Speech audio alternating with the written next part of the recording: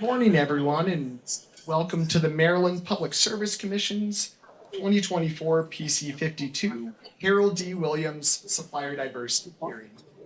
My name is Brett Sproul, and I'm an advisor for the Maryland Public Service Commission. And apologies, I'm probably the one that has been bugging all of you guys with emails the past few weeks. But I wanted to thank you all for coming out to the event today in support of the Supplier Diversity program at the Commission. And I wanted to ask everyone if they could please be seated at the tables in the front here.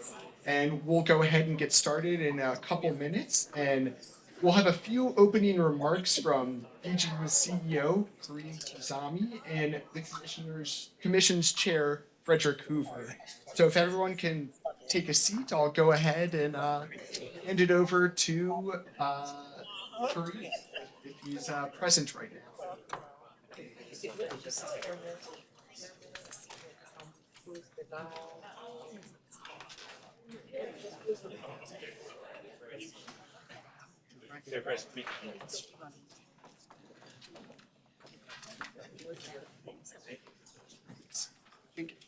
This one? Ready.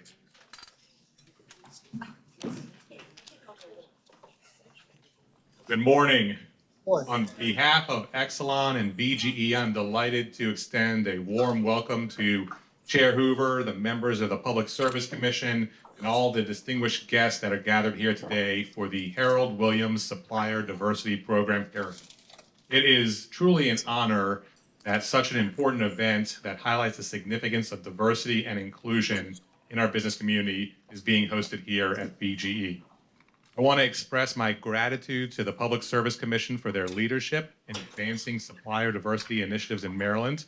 I am confident that today's discussion will spark meaningful conversations and inspire actionable strategies to promote diversity and inclusion in the corporate supply chain. I especially wish to applaud the Commission for naming this supplier diversity hearing in honor of Commissioner Harold Williams. Former Commissioner Williams was a keystone in Maryland for ensuring equity in business practices and was instrumental in structuring minority and women business programs both locally and nationally.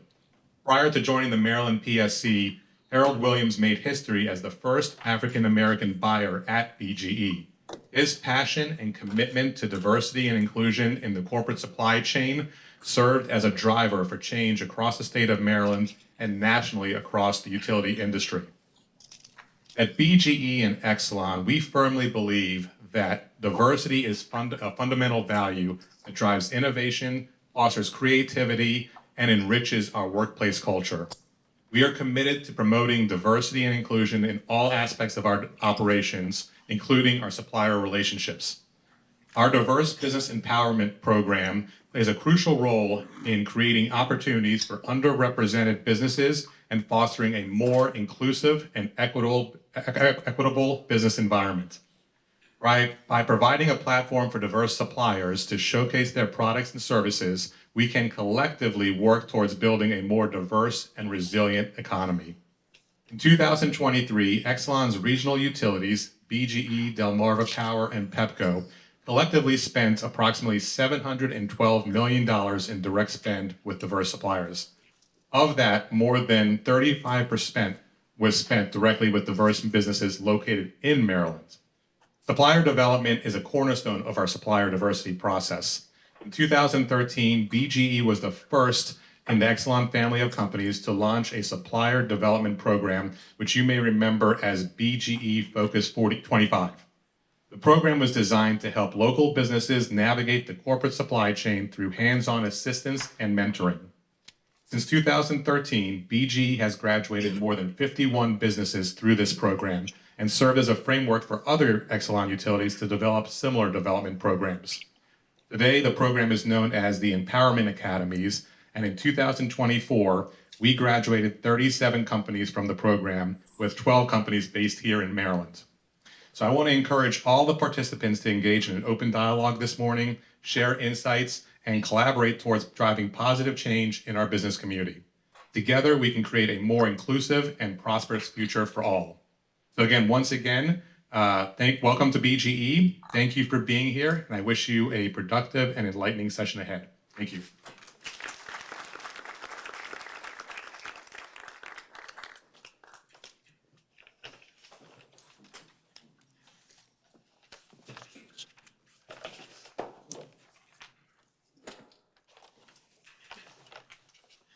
Morning. For those, is that better? How about that? That work? Okay. All right. Thank you. So, for those of you who don't know, I am Fred Hoover. I'm the chair of the Maryland Public Service Commission, and I want to thank Kareem and the folks here at BG&E for hosting our supplier diversity hearing and helping to commemorate the memory of Harold Williams, who, as Kareem mentioned, was a member of the Public Service Commission for over 15 years. And he was one of the leaders in creating the supplier diversity proceedings and the efforts by the Public Service Commission to encourage utility companies to engage in diversifying and maintaining a supply chain that includes a number of businesses. It's important that we have a strong economy in Maryland. It's even more important that in that strong economy, everybody shares in the economic success that goes on. And so efforts on this part to make sure that companies, minority companies, women-owned companies, veteran companies, all have the ability to offer goods and services to the utility industries in the state of Maryland. It was a hallmark of Harold Williams' efforts on those front. Because one of the things that's cognizant to us is that public utilities are large businesses, and they procure a lot of goods and services. And so they're in a unique role to show leadership in this area of supplier diversity.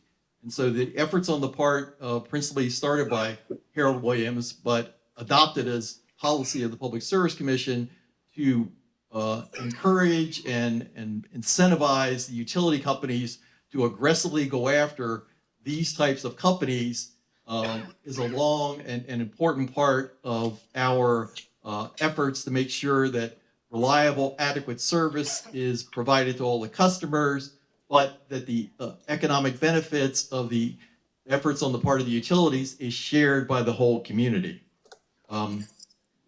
So at last year's supplier diversity hearing, we actually formally renamed the supplier diversity hearing in honor of Harold Williams. And so this year we're going to honor his legacy by having comments both from former Commissioner Obie Linton and State Senator Mary Washington about the importance of Harold's efforts on this front and his legacy in this area. We also have an official action that we're going to be doing later on where we'll be officially signing a uniform MOU between the Public Service Commission and all of the affected utility companies that provides some enhancements in the supplier diversity program. It creates a uniform process for reporting the data and allows us to review the actions made by the utilities to make sure that folks are meeting the goals that we have established for that. And we're also, in addition with this MOU, creating the hub zone businesses as diverse suppliers for this year's program. And it was alluded to a certain degree by Kareem. You know, the success we've had by these efforts is that over $2 billion of total diverse spending in Maryland happened in 2023. And over 40% of the utilities' total procurement and spending was spent on diverse suppliers.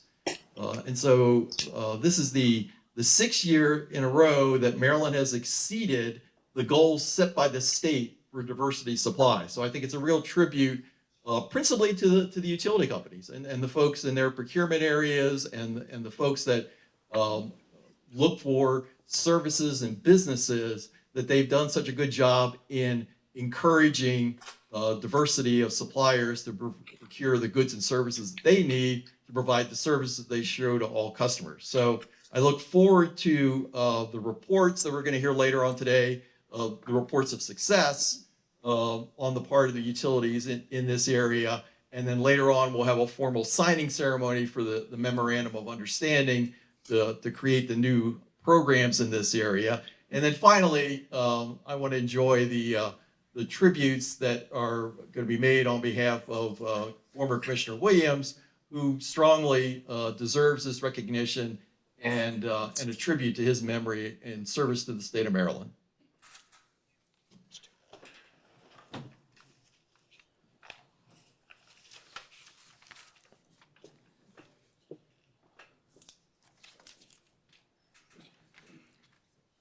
Thank you very much, Chair Hoover, for providing those comments.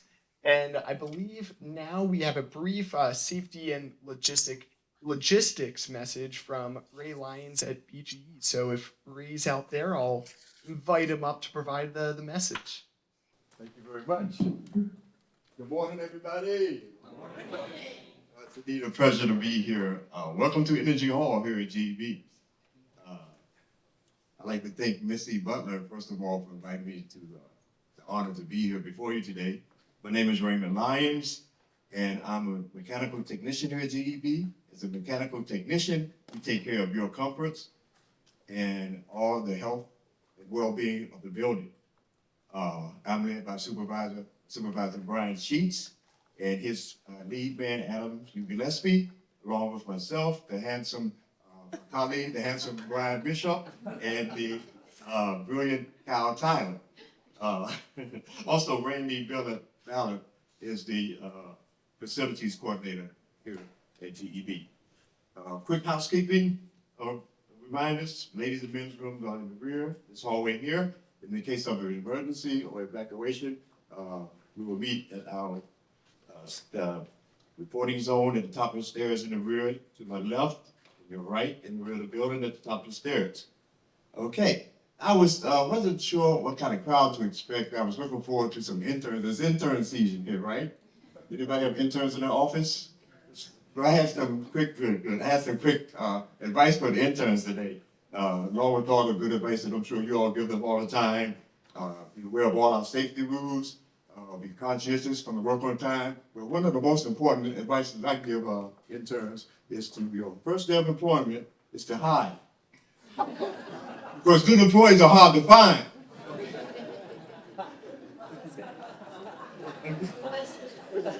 All right. So let's get started. Let's get down to business. The first thing we're going to talk about is, as you know, Baltimore Gas and Electric has a robust safety program.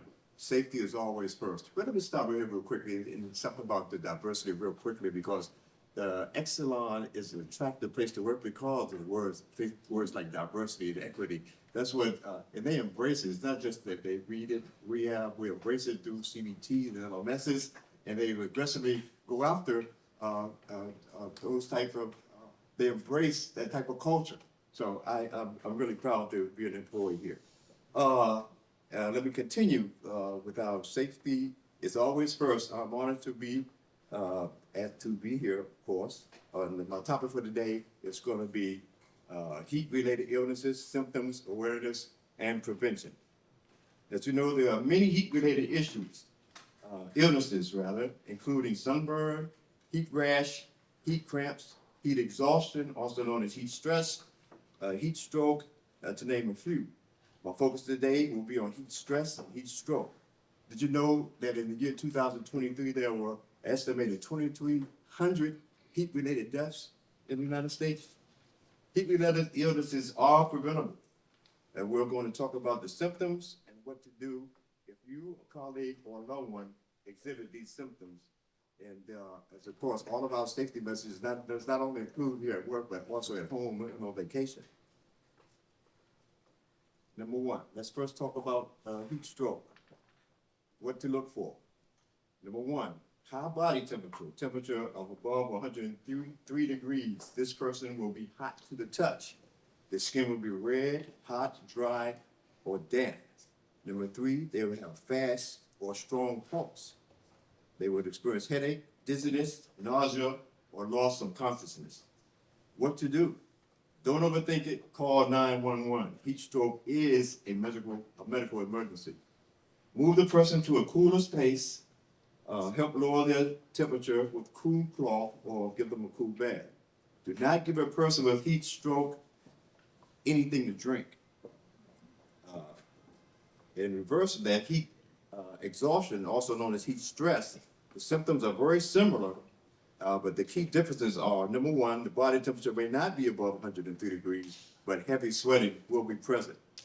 The skin will be cold, pale, and clammy versus red, hot, and dry.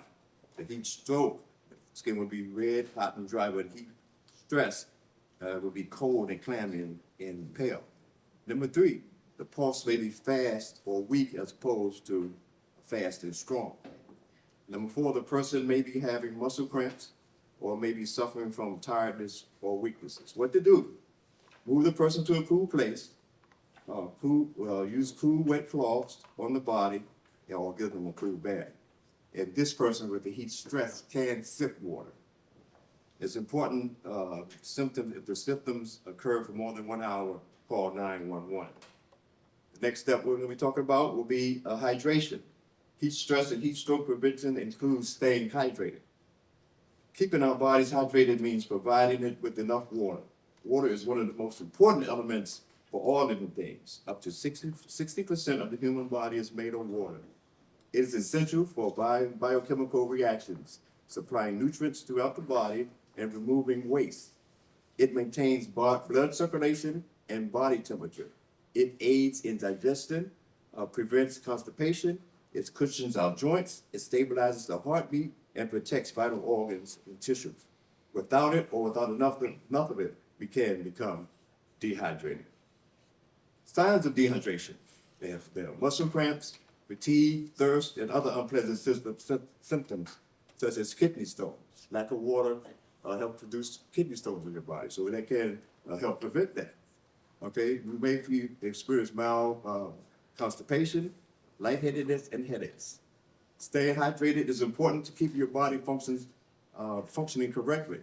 Your body needs more water when you are in warmer climates, of course, or when you are physically active, or having a fever, diarrhea, or vomiting. Now, the following are tips to stay hydrated and to monitor your hydration. Number 1, drink water. Nothing substitutes hydration more than water.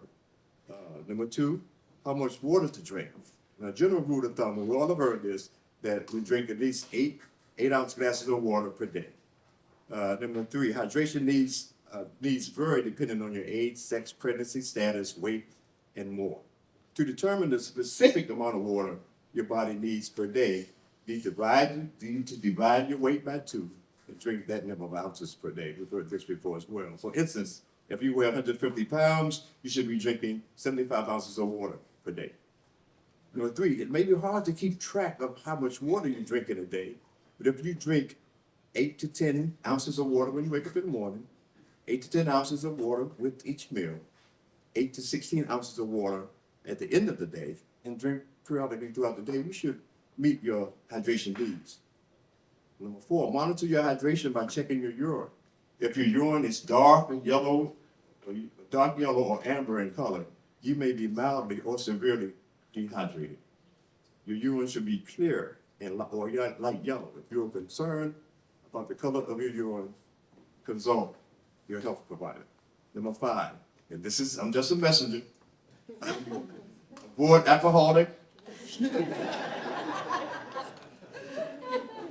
Avoid alcoholic or sugary or caffeinated drinks. These liquids work against hydration. A cold soda may feel good at lunchtime, but soda is not an essential element that your body needs to function, and it is not a substitute for water. No. To help you drink more water, you can add lime, lemons, mint, oranges, berries, cranberries, or cucumbers, or other fruit to improve the taste of water. If you need, something to add to that. Okay, you also may try coconut water. coconut water is a minerally rich liquid. It has potassium, magnesium, sodium, and calcium, and it quickly replenishes the lost fluids and electrolytes. So one glass of water does not make one dehydrated. Hydration is cumulative, and it must be maintained constantly. And finally, a quick tutorial on weather and the warning. So the difference between a heat watch, a heat warning, and a heat advisory.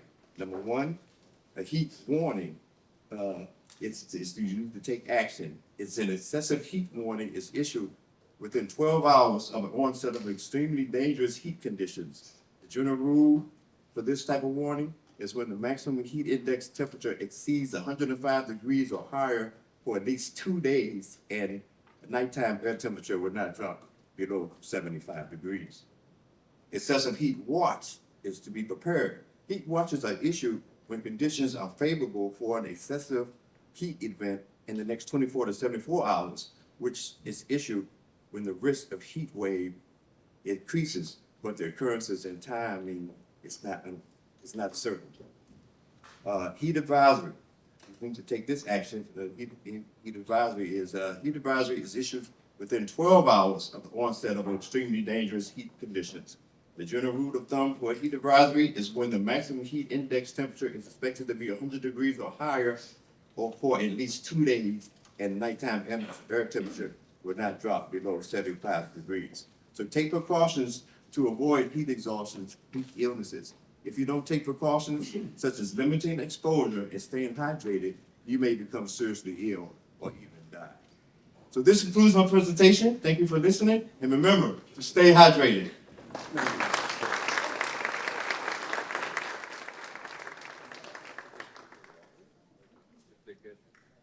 Very, very much.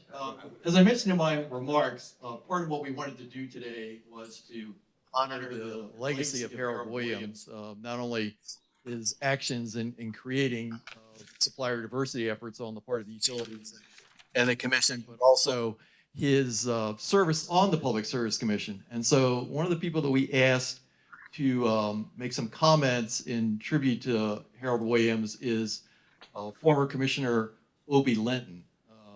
Mr. Linton has been involved in the energy utility field for the vast majority of his career in a variety of positions, both in the private sector and at the Public Service Commission. But his last effort in this field was as a commissioner, and he served with Harold Williams. So I would like to invite to the podium former Commissioner Obie Linton.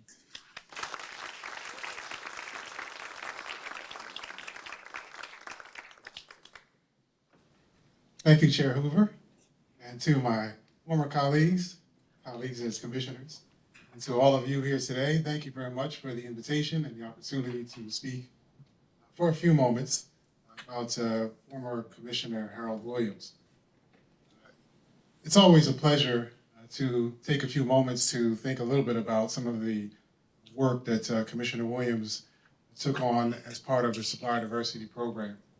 As you may know, he used to be an employee here at Baltimore Gas and Electric well over 25 years ago. He actually he was a director of procurement here at BGE before becoming a commissioner in Maryland. And as he took on the role in Maryland, at the time, the Supplier Diversity Program had pretty much run into a state of, nobody was following it. That's probably the easiest way to say it. Some of the utilities made filings. We had about 7 or 8 of them that were participating at the time. So Commissioner Williams took it upon himself to bring the parties together, to renegotiate the MOU, to encourage more companies to participate in the program. And today we have a program that currently has between 18 and 19 companies. It's offering over $2 billion in spend for all of our small businesses in the state. And so it's been a rousing success for him. But he always had something that always concerned him. And it was this day, it was today. And I'll tell you the story behind that. There was a time once when I was still working in the Consumer Affairs Division. I was the director there. And Commissioner Williams along with his colleagues, they were in a hearing. I believe it was a rate case hearing back then. And I was sitting down in the Consumer Affairs Division office. I was listening to the hearing online on YouTube, and you should do that. If you're not a subscriber, you should sign up.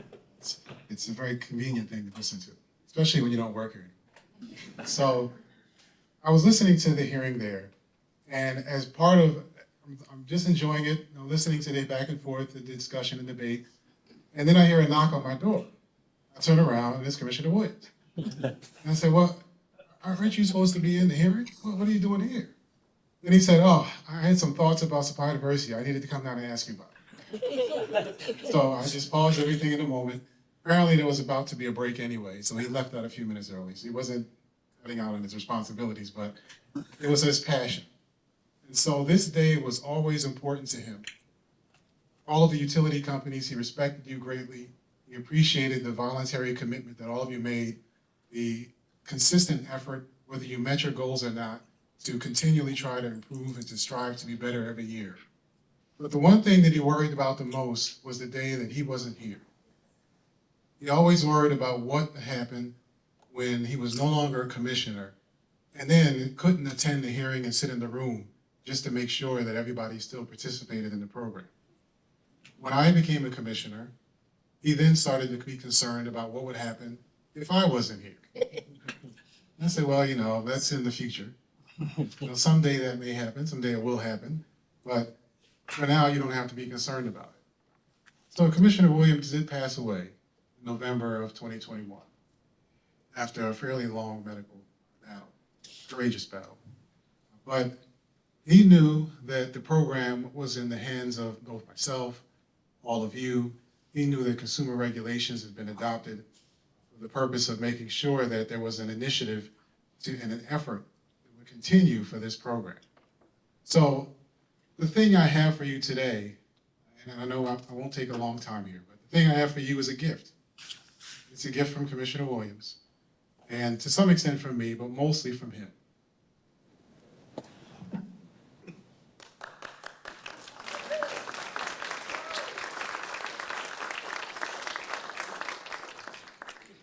He'd be very proud of this day.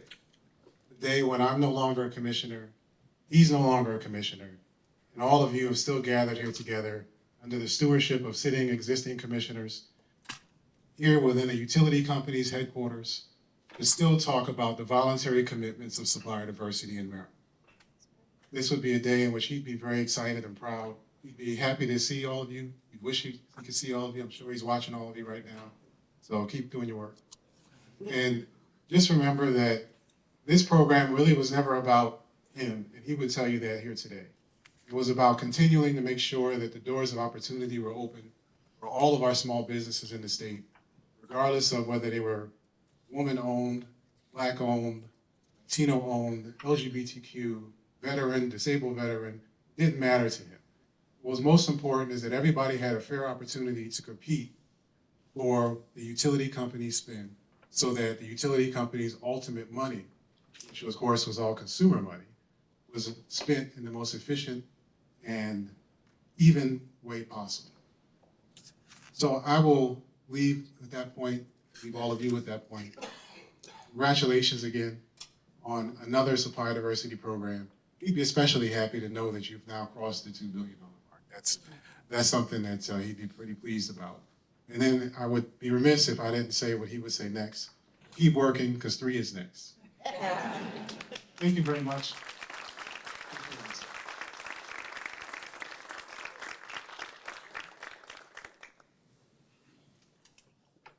So, just in response to Commissioner Linton's comments, I can assure you that, and I think I speak for my colleagues, that we consider this program an important part of our responsibilities, and we will do our best to maintain the efforts that were started by both you and Commissioner Williams to make sure that this is an active part of the utility process here in Maryland.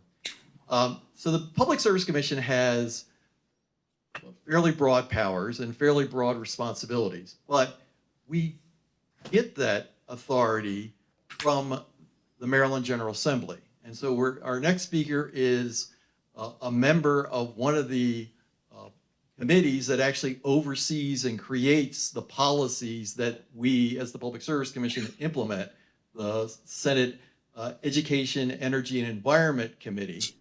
Senator Mary Washington from here in the city of Baltimore has been an active advocate on energy issues across the board, not just in this area, but in particular how utility services are provided to all customers, particularly those that have difficulty paying for their energy services. And she's been a very effective advocate in changes to the law to provide protections to customers and create new opportunities for services to be provided to all customers. So I want to invite Senator Mary Washington to the podium to offer some comment.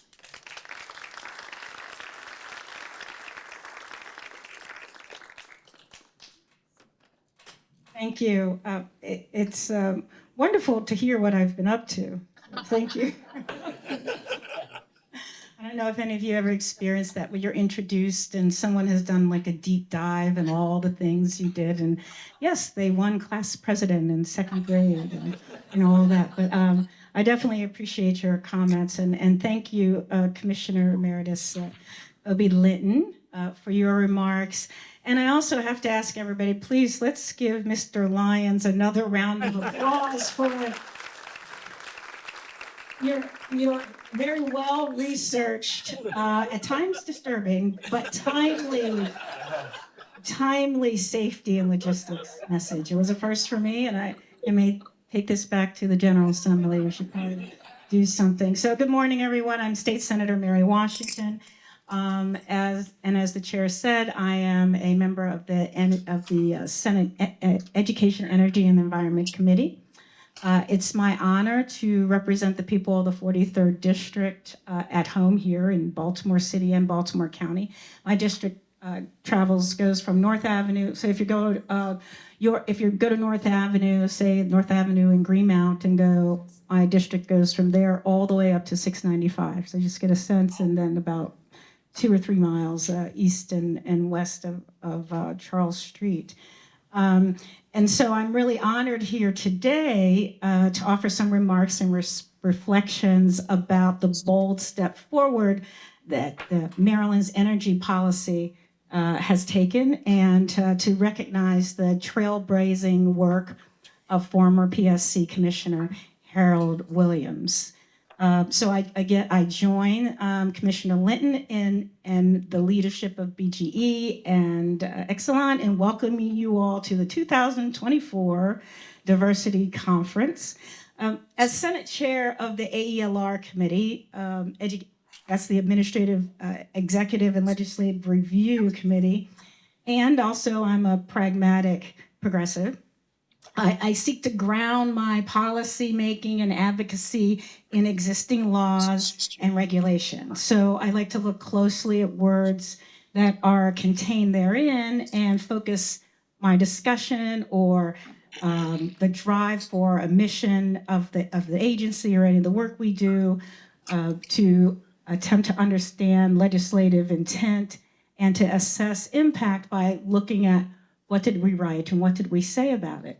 So in Title 20, which I'm sure many of you are very familiar with, of the Maryland Annotated Code, under the Public Service Commission Declaration of Public Policy. And I don't know if you know you have that. You have a Declaration of Public Policy. And in that, the commission declares that it is in the public interest or public service companies to implement diverse supplier programs to promote economical delivery of utility services and positively impact the economy of the state. So when we're assessing what we're doing in this program and all of our programs, and when I'm evaluating regulation or anything that comes before our committee, it is what is stated and what you say the mission is. And so for over 3 decades, the PSC, through the Supplier Diversity Program, has abided by this declaration and has catalyzed economic growth for businesses owned by women, minorities, veterans, service disabled veterans as well, and recently LGBTQ-owned businesses and this hub zone. So again, the expansion of access is also a value, and I think it's implicit in your mission. So I'm also a sociologist and sort of a historian, so even though I don't have classes right now, I do have a tendency to teach a little bit, so I want to roll back a little bit of the history that some of you, I'm sure, not only lived through, but but still want to remind some of our, folks that maybe weren't there in 1993, that the House of Delegates leaders, appropriation chair, the late Howard P. Rawlings, and future congressman, that obviously I'm still in 1993, so he was to be a congressman, but at the time he was a member of the House of Delegates. And each of them are trailblazers in their own right. From what I understand, strongly encouraged the Public Service Commission to establish this program. And it led to the signing of the first Memorandum of Understanding. However, it took about 15 years to really formalize it very clearly. And in 2008, that is when Maryland really began to set the standard for the leadership in economic inclusion and diversity in this energy sector. And fortunately, Congressman Elijah Cummings was able to see that happen. And so this voluntary program, again, I want to highlight, this is a voluntary program. Since its inception, has received, and you've mentioned all the number of MOUs, and the utility participation of 25% or more. So you've got 20 signed MOUs is what I understand. And you've already said that it has resulted in billions of dollars of procuring goods and services. And this is indeed proof positive of the agreement's success in fostering economic inclusion and growth. Often detractors from these programs will say that inclusion limits growth, but it is actually the opposite. And we know that the utilities here and their partners today know that insufficient economic inclusion is a threat to prosperity. I'm going to say it again. Insufficient inclusion is a threat to prosperity. So in Maryland, we know we will grow faster, more vigorously, and not to mention longer periods when prosperity is equally distributed across sectors of the population. So last year, as you all, we've heard the data, nearly half of the utilities met or exceeded the 25% spending goal. So that have some work to do there, but again, as my mom would say, it's better than a blank. Thank you. Clearly, some of your mothers said that. Take that job. It's better than a blank, but it's below my ability. Is there a check involved? Yes. Take the job. And across Maryland, over 40% of the utilities' total procurement was spent. So you heard dollar amounts, but I was just giving you some of the percentages, and that it was spent with diverse suppliers. And it's the highest recorded diverse spend ratio to date. I believe that's what we said. So participants like the Association of Maryland Pilots, BGE, PEPCO, Verizon, each spent over 40% of their procurement dollars on diverse suppliers. So I applaud these utility participants who are making and sustaining this commitment and the Commission for prioritizing diversity and inclusion. Now let's honor the father of supply diversity. This commitment began under the leadership of Commissioner Harold Williams. His vision and dedication was instrumental in shaping the program. He was himself a trailblazer. In 2002, he was the only African American on the commission, and he made it his mission to lift up the excellence of the businesses in our community that did not have the opportunity to walk through a door. Wanted to make sure that they had the opportunity to step forward and flourish unencumbered by history or practice or policy or well, you know what, in utility industry. He was a graduate of Coppin University and got his additional degree. So I want to make sure not only was he learned on the job, but he was also an academic and a thinker. He was interviewed in 2018 with Minority Enterprise Advocate magazine, and he was asked what did he want to be remembered for out of all of his accomplishments, which were many. And he said simply, I tried. I wanted people to know that I tried. And no matter what the job was, I tried to help people be successful and make an impact. Well, what an impact he has had. He's brought national attention to the need for greater participation and access among diverse suppliers, and he shepherded it through a critical program. Not only being the person to have the idea, but also committed and working through the details, the not so fun details of how to actually make it work on the ground. So today marks a significant milestone, as was stated, and that the signing of this brand new uniform memorandum of understanding for all the participating utilities. And as Chair Hoover noted, that the MOU will reconcile a number of different MOUs that are operating. Again, I have to say I'm a policy nerd, and obviously being chair of the AELR committee and asking for that, people know that I'm very much into the detail, and having consistency and standardization among various contracts and things is really, really important to sustainability. And so, as he said, you're incorporating some updates, looking at tier 2, including of LGBTQ communities and the hub zone. And also, what is really important is accommodating different organizational structures for utilities. There are different ways that businesses choose to organize themselves. There's different ways that individuals who own or operate a business have a relationship to each other. And it's really important to be able to accommodate those different structures. So again, these are a testament to securing growth, and it certainly should invite more people to be a part of this. So by working together, our public, private, and social sector leaders, we can achieve great things.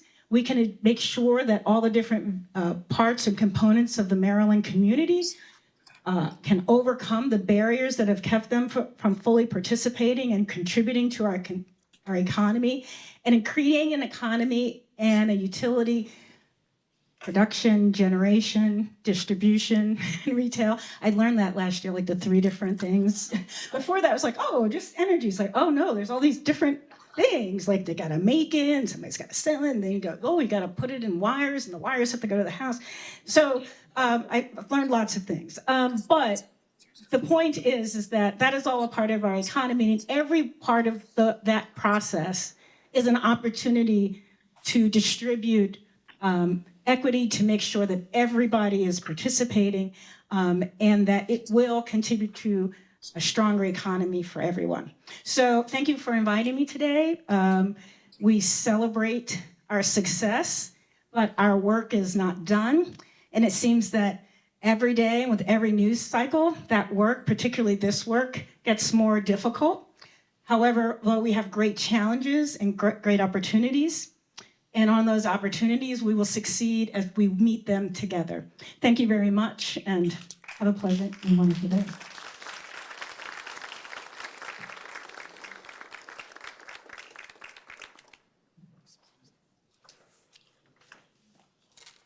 Great, and I'd just like to say thank you to both of our fantastic keynote speakers. And if we all could, I think it would be great to give them another round of applause for coming out here and putting this on.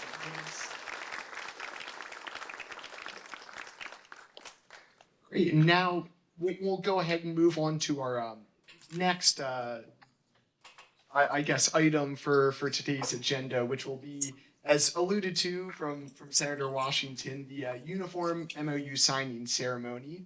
So I'll provide some brief background for those that may not know, but the MOU, I'll use the term MOU for Memoranda of Understanding, so to not fumble on my words, but the MOU serves as the mutual agreement between the Commission and the utilities for the Supplier Diversity Program. And every individual utility here currently has an active MOU. And for the past couple of years, pursuant to a past commission request, the participating Maryland utilities have been diligently working to craft a single uniform MOU that can be used by every single utility for the supplier diversity program. So as already stated, this uniform MOU serves to incorporate past changes to the supplier diversity program, such as veteran-owned businesses, hub-zone enterprises, and LGBTQ-owned businesses. And the commission has supported this uniform MOU in last year's public determination and has been filed in the PC52 docket that you all are very familiar with, I'm sure. So without further ado, we'll have a ceremonial signing ceremony with the utilities. And I'll go ahead and call up the utilities one by one in alphabetical order. And we have plenty of seats up here with the commissioners' table and signing pages down over on the side. I'll serve as the MC, so to speak, for calling the utilities. But when I call the utilities, if their participants could come up, join the commissioners at the table, we'll have the signing sheet prepared to sign the MOU and then move on to the next utility. And if I call a utility up and they're not participating in this ceremonial signing process, or if their participants are not here today, that is fine. I'll move along the list so to keep the streamlined approach to this conference. And I also will plan on sending around emails to tailor if anything's missed with the MOU and work on cleaning that up for filing that. So without further ado, I'll kick us off with the first utility here, which is the Association of Maryland Bay Pilots. Come up and join the commissioners table here, and I can go ahead and grab the signing sheet down by Commissioner Suchman there. I'll start with this. Yeah, that's the signing sheet. So. Yep, and then we can move down the list if that works. Which one?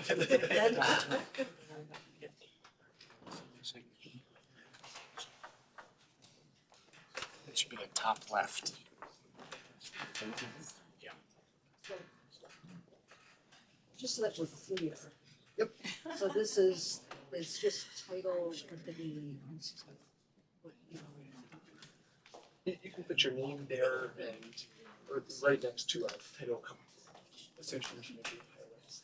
And then sign where the X is, and then we can move down and okay. And the chair will sign there, and then the commissioners further below. Got it. Great. Thank you so much.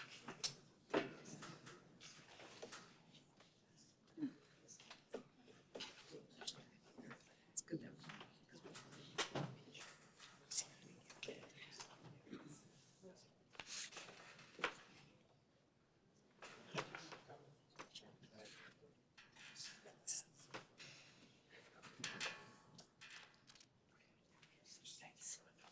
Thank you.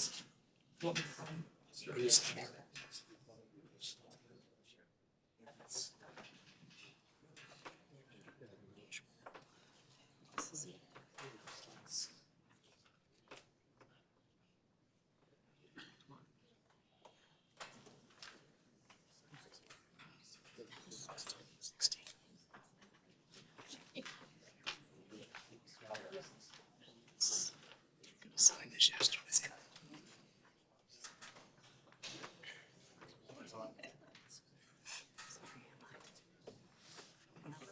Thank you so much to the Association of Maryland Bay Pilots. You can do a round of applause after each utility. And the next, I believe, AT&T does not have a representative present, so I'll go right ahead and skip to our gracious hosts here, Baltimore Gas and Electric Company. Their representative can come and sign. Okay, so now I made it, sort of master it. Okay, so put your sign. Okay. All right.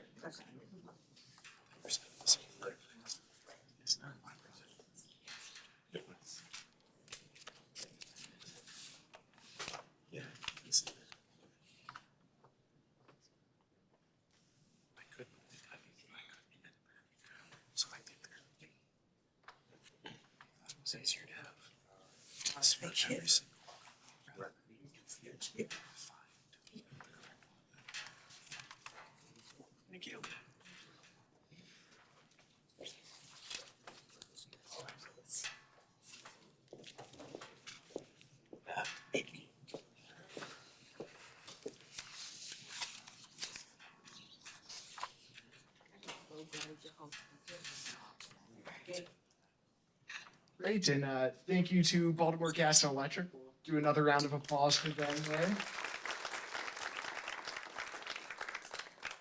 Moving on, next is CenturyLink.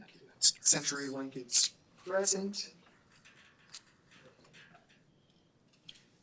If not, I can go ahead and move next towards the Chesapeake Utilities. If the Chesapeake Utilities are present, they can come up and sign. Perfect.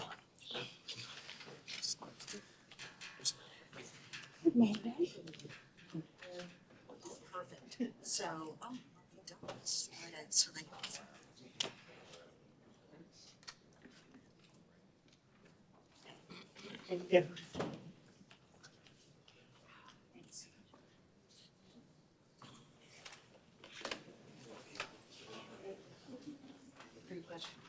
Thanks.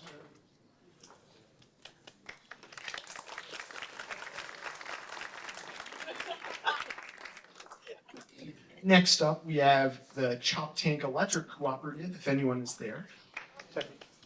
Take that. Stop. Yes.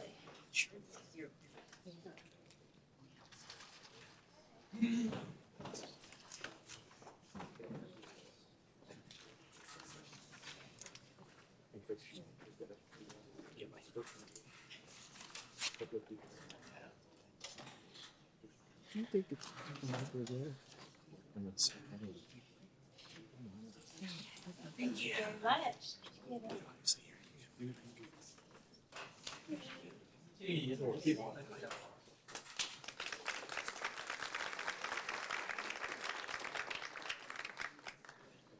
Great, and next up we have Columbia Gas of Maryland.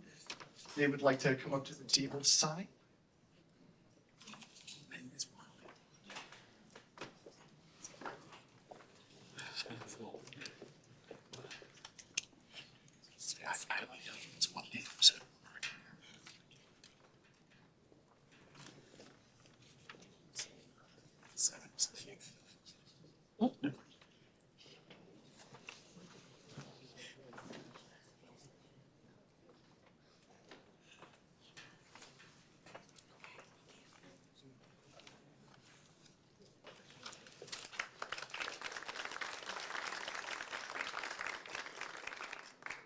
Great, and next we have Comcast. However, I believe the Comcast representatives are not here today, and I will turn it over to the Delmarva Power and Light Company, DPL. If you could come up.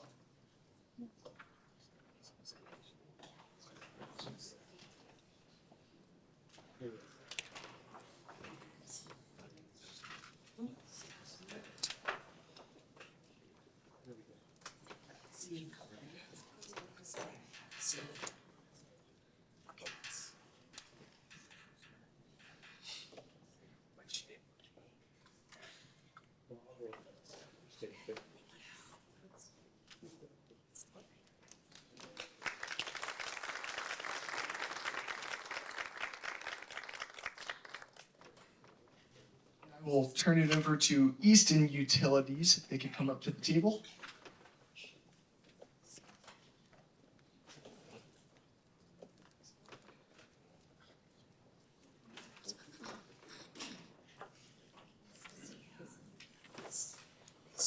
Eastern Utilities right here on this line.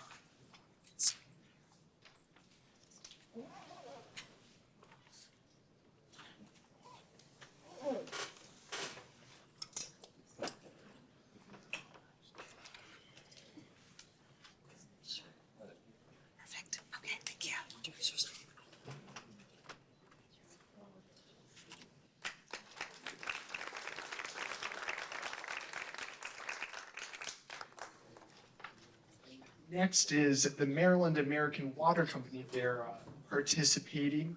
Maryland American Water is actually our most recent MOU signature.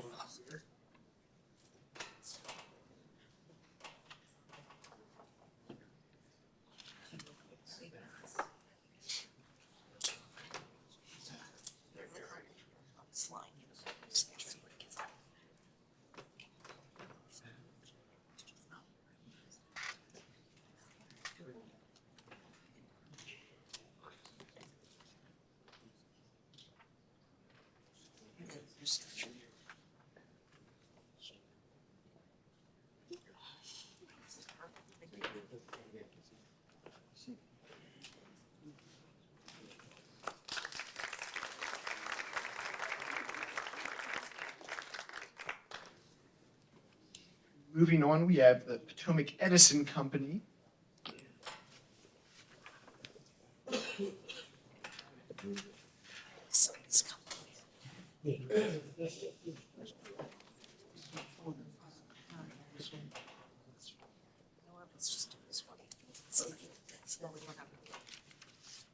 It's gonna be the same thing, so.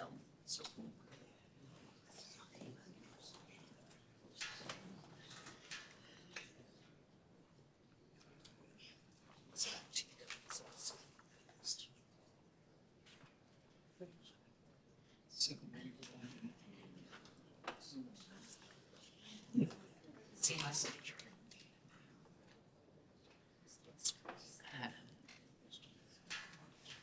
Great, thank you.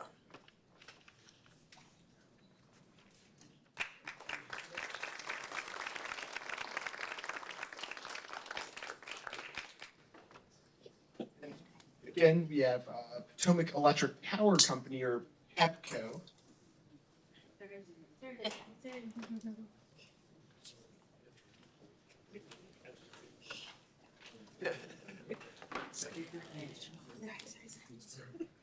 Welcome. Yes.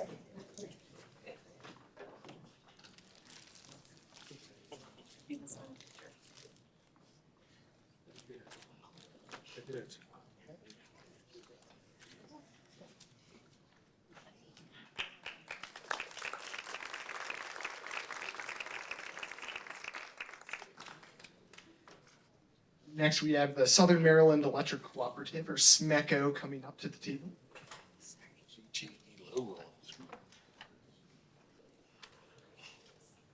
Yeah.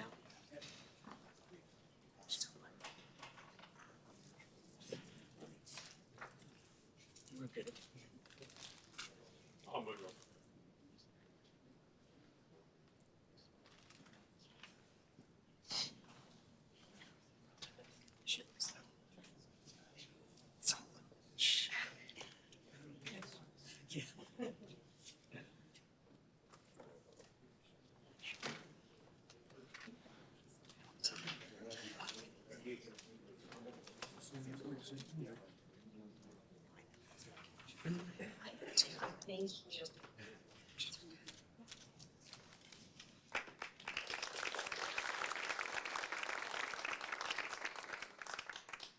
Moving on, we have Verizon Maryland LLC, the representative present.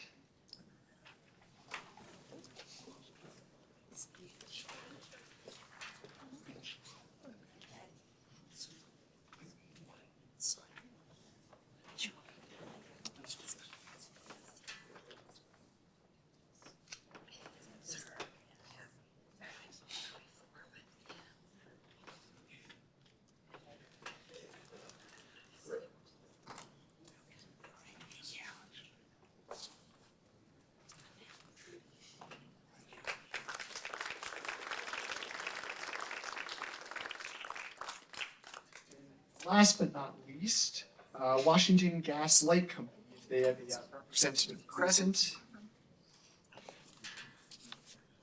Now we will go ahead and wrap up, and I know we've been clapping a lot here today, but I just wanted to see if everyone could give another round of applause for all the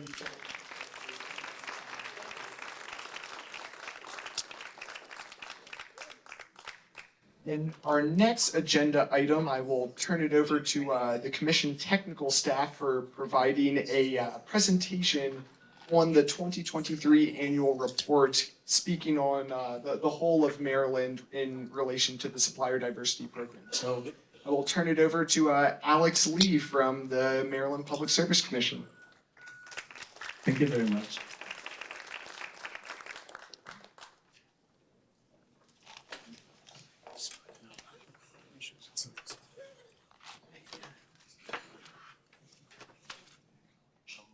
Is the presentation gonna go on after this? I see, okay. Well, good morning, everyone. Good morning, commissioners, utility representatives, Maryland Utility Forum, and distinguished guests. My name is Alessandro Lee. I'm one of the 10 commission staff analysts, and I work in the rate analysis department. I'm pleased to have compiled the supplier diversity report, and I'd like to present the key findings from the 2023 supplier diversity report to you. We can go to the next slide. Thank you. So the Supplier Diversity Initiative has been in place since 1992 in some shape or form. For 32 years, the goal has been to encourage Maryland utilities and regulated companies to promote diversity in procurement contracts. This diversity now includes enterprises owned by racial and ethnic minorities, women, veterans, service-disabled veterans, LGBT identifying folks, nonprofit workshops, as well as of 2023, SBA designated hub zone businesses. So with regard to just general percentages, the women-owned enterprises comprise about 30% of the total amount of procurement spent. Minority-owned businesses are about 60%. And so the breakdown of that, African-American businesses are about 52% of total minority-owned businesses, Hispanic and Latino 23%, Asian 10%, Native and Indigenous 11%, and others 3%. And other major categories are veteran-owned businesses at about 6%, and service-disabled veteran-owned enterprises. So that's just to give you an idea of what really is under the word diversity here. So we can go to the next slide. Oh yeah, no, this is good, thank you. So the Supplier Diversity Initiative was introduced, as mentioned, by the distinguished and late delegates Howard Rawlings and late Congressman Elijah Cummings, who you can see there on the screen. The goal at the time was to award 25% of total procurement to diverse contractors. And so, in 2008, the commission established a public conference to docket all the data. And it's been from that date that we've begun to track this data more and have this supplier diversity report. So the following year, 2009, was really the start of it. Memorandum of Understanding was signed. We can go to the next slide. I'm speaking about 2009. And yes, so it was originally signed by 7 initial participants. And the commission staff was, tasked with compiling the utility procurement statistics into a report ever since. So 30 years later, it's been running continuously, and Maryland has been 30 years since 1992, I'm sorry, but 15 years since the data has been being tracked. As I said, 30 years later, Maryland is a national leader in supplier diversity. And as was referenced earlier, half of the 16 signatories have executed have exceeded the original 25% goal. So it's laudable. We can go to the next slide. Thank you. So the main metric that we use, as everyone knows, is this diverse spend ratio. And the ratio is the proportion of the diverse supplier procurement in dollar terms divided by the total procurement, also in dollar terms. And this year, more than 40% of the total procurement was diverse, and that's averaged across Maryland. Yep. Slide, please. Yeah, you can see it on there. It's really good progress. So since we began tracking diverse procurement in 2009, the statewide diverse spend ratio average has risen steadily from just 9% from just 15% in 2009 to now 40%. And as for the goal, you can see the 25% was the initial objective. It's been 6 years in the making that we've exceeded that goal on average. So thank you to all the utilities for enabling that. Next slide, please. Okay, so the supplier diversity report as it exists today began with just 7 participants in 2009. Those were Maryland Association of Pilots, Baltimore Gas and Electric, thank you for hosting us, Delmarva, Potomac Edison, Pepco, Verizon, and Washington Light, Gas and Light.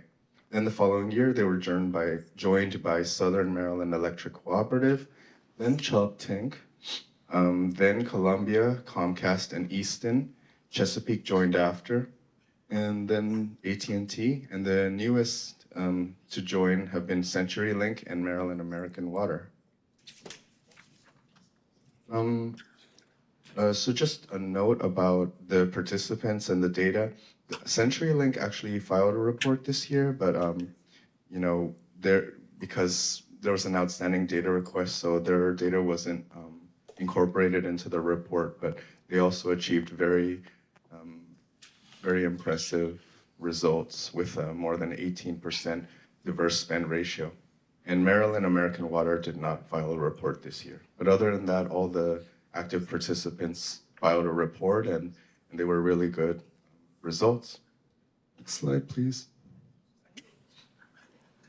So there you can see the one in the red is the diverse spend procurement in dollar terms, and then the blue line is the total diverse spend, the total utility procurement. So for the past 15 years, diverse spending has climbed steadily from 260 million in 2009 to, I'm talking about the red line, 260 million to now 2.1 billion. So that's a lot. And then total procurement also tripled. They started in 1.7 billion and now it's 5.2 billion. So just spending in total has changed. And especially recently, there's been a lot of increase in procurement, total procurement, and diverse spend has kept up. Oh, and by the way, this includes all the subcontracting too. So it's not just direct contracting, but those contractors contract out and ripples through the economy. Let's see, should I mention this? As I'm just giving you more of an illustration on the data, the minority-owned businesses, which comprise 62%, they spent, the total diverse procurement was about 1.3 billion. Spending on women-owned enterprises was 28%, so 609 million. Then after that comes veteran-owned enterprises, 6%, 146 million. And then service-disabled veteran-owned businesses, it's a mouthful, at 66 million. And so that comprises like the majority of spending. Next slide, please. This chart is kind of messy. So taking the red line from the previous slide and dividing it by the blue line, it gives us the diverse spend ratio. This is the blue lines, the blue bars here are the change in the diverse spend ratio, and then in terms of percentage points. And then the red lines are the percent change. So taking the change, dividing it by the previous term. Let's see, can I point out something interesting about this data? I mean, you can see a lot of, especially I would say from 2015 to 2020, there was very big increases in the diverse spend ratio. This year saw a more modest change, but still, nonetheless, it brought us to more than 40% statewide average. So again, it's really impressive. Let's see. And I guess just to point out, in the early years, we actually saw negative growth in the diverse spend ratio. I'm guessing the total procurement was outpacing diverse spend. And so you can see that in 2010 and 2011, but then that was quickly rectified with a lot of growth in 2015 and to a certain extent around the time of the pandemic too. Yeah. Next slide, please. So here we can see the trend across Maryland. As mentioned, it starts around the diverse spend ratio. It starts around 15%, and then it increases now to 40%. But it's just in table form what we saw. Next slide, please. Okay, focusing in on the latest data, we compare the past 4 years with the most recent data at the top, so 2023 at the top, then 2020 at the bottom. And 3/4 of the companies we're seeing growth in their diverse spend, which increased this year by 226 million. So last year in total diverse procurement, it was 2 billion, now it's 2.2 billion. So yeah. Half of the companies, as was mentioned, met that 25% goal, which contributed to our 40% average.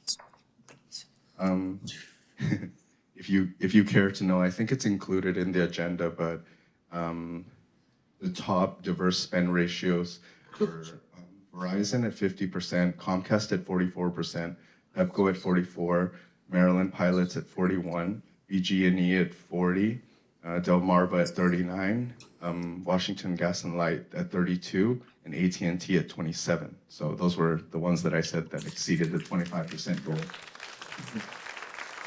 So much, Steve. Next slide, please. Yeah, this is the change between 1 year to another. So I have a note here about hub zones. The diverse spend comes from 7 categories, as I mentioned: racial minorities, women, veterans, disabled veterans, LGBT, nonprofits, and hub zones. Hub zones are the latest to be included. They're what was signed now in the new MOU. They're historically underutilized business zones. They're based on census data, and there are 6 types for those that are curious. They are qualified tracts, so that's based on poverty data. There's non-metropolitan counties, so I'm guessing that's rural designations. There's redesignated areas, which are former hub zones that are transitioning to become not hub zones anymore. There's Indian land, which includes reservations. There's natural disaster areas, and then there's rural areas that petition to gain hub zone designation. So that's what a hub zone is. And in terms of how I mentioned that it went, total diverse procurement went from 2 billion to 2.2 billion. Well, that $200 million increase, the biggest increases were contributed by minority-owned businesses. So that this year, from last year to this year, there was an additional 181 million spent. And then there was 23 million spent on veterans and 20 million spent on disabled veteran businesses. Spending on women-owned businesses and nonprofits actually decreased by 1.5 million. So no. Next slide, please. Yeah, the procurement data changes all the time, so maybe we'll see different results next year. So let's see. As I mentioned, the diverse spend procurement divided by total utility procurement, that's where we get the diverse spend ratio from. Averaging the past 3 years, the diverse procurement has hovered around 1.8 billion. The total procurement has been around 4.6 billion. So again, just giving you an idea of where this comes from. The average diverse spend ratio has been 39%, and again, which exceeds the 25% goal by quite a large margin. And the diverse spend ratio has increased about 2.4 percentage points each year. So that's averaging the past 3 years. So yeah, next slide, please. So yes, the performance has been very good, and I think that late Delegate Rawlings and late Congressman Cummings would have been proud of the progress and leadership that Maryland has exhibited since the program's foundation. Moving forward, our hope is that data collection will continue to improve, that we'll continue to see regular participation by the signatories. I know that I'm looking forward to many years to come of diversity in utility procurement. So with that, that includes the staff's presentation on the 2023 Supplier Diversity Report. If you have any questions, then I'm available. Thank you. Thank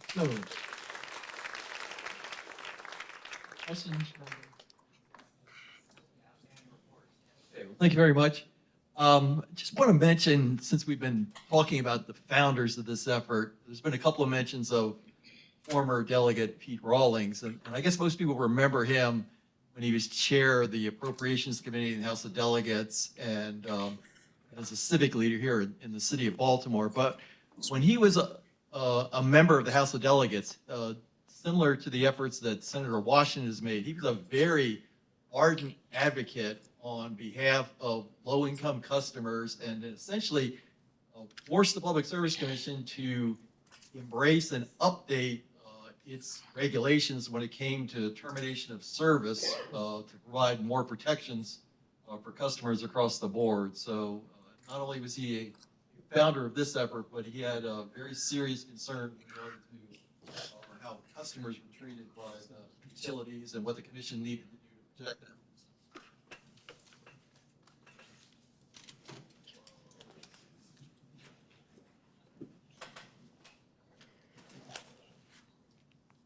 Great. So thank you once again for our tech staff for the brilliant presentation. They're providing sort of a holistic view of the supplier diversity program.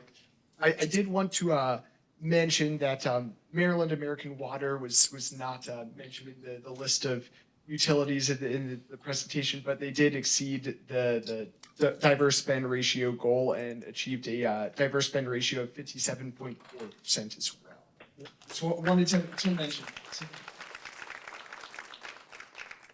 So next up on our item, every year at this supplier diversity hearing, we allow for any members of the public or other stakeholders to provide comments to the commission for discussing the supplier diversity program in general, and including the relevant theme for the conference, which this year is in tribute to Commissioner Emeritus Harold Williams, as was spoken by our great keynote speakers in our opening remarks. So this year, I believe we do have a few members of the public that would like to come up and provide a few comments on the supplier diversity program and Harold Williams specifically. And the first member is Herman Taylor. So I will welcome Herman up to the podium to provide a couple of comments.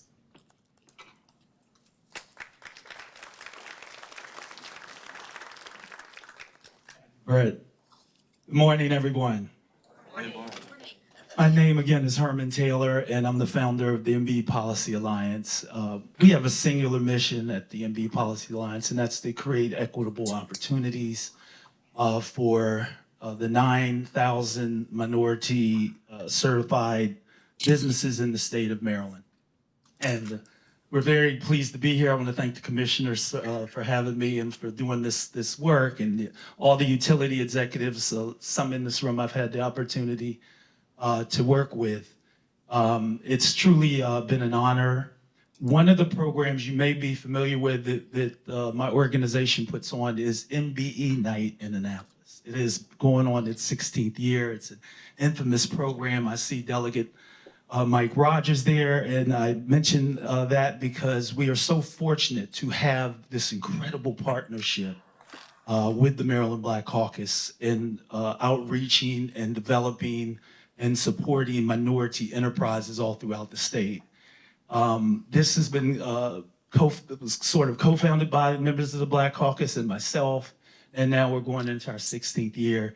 And the success of this program, where we have over 1,000 companies that, minority companies that come out, what it's shown me, and it's like what the PSC is doing with these utilities, in order to have these objectives and to meet them, we have to have a collaboration.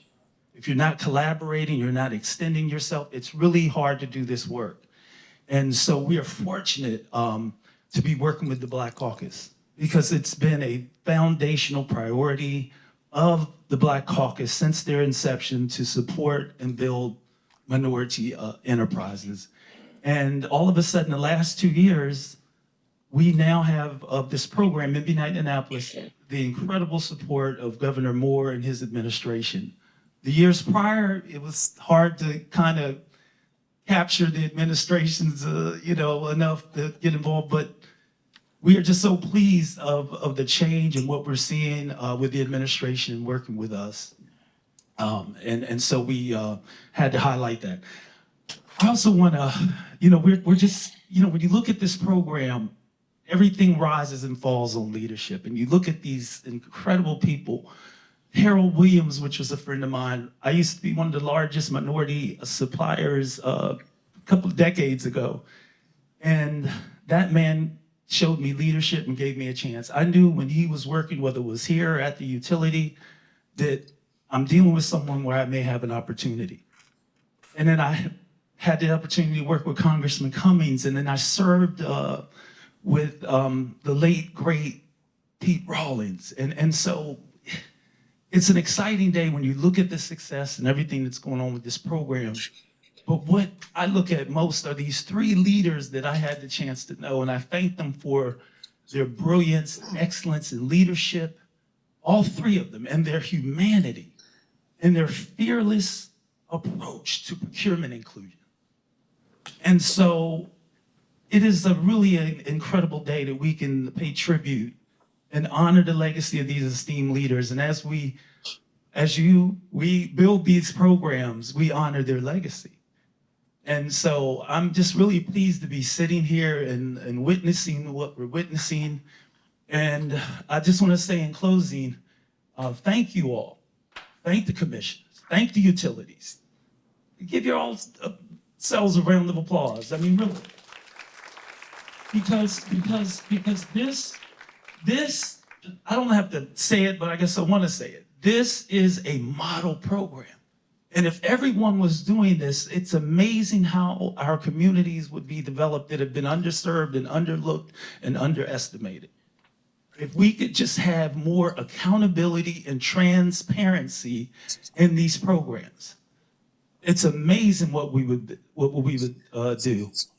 Before I take my seat, I'd see, I think I mentioned the utilities. I don't know. I talked about the incredible work of the Black Caucus, and I talked about the incredible work of the administration and Governor Moore. And I just want to give a shout out to some incredible collaborators on MB Night that we have there in this room that I think were mentioned, and that's BGE, Pepco, and Washington Gas. They have been day one collaborators, partners with us. I see Charles Washington back there. I want to thank him for working with us on MB Night. I have a lot more to say. I could talk about MBE all day. It's a passion of mine. But I'm going to let some others take their turn and be respectful. I just, again, want to thank you for having me. It is an incredible program. I know we can continue to build and do even more with the state of Maryland because Maryland has one of the highest populations of minority enterprises, and it's growing, as we know, by leaps and bounds. So there's just plenty of runway to do more. Congratulations. Thank you for honoring the legacy of these great leaders by not only today, but your work that you're doing year in, year out. Thank you so much. Thank you, Claire.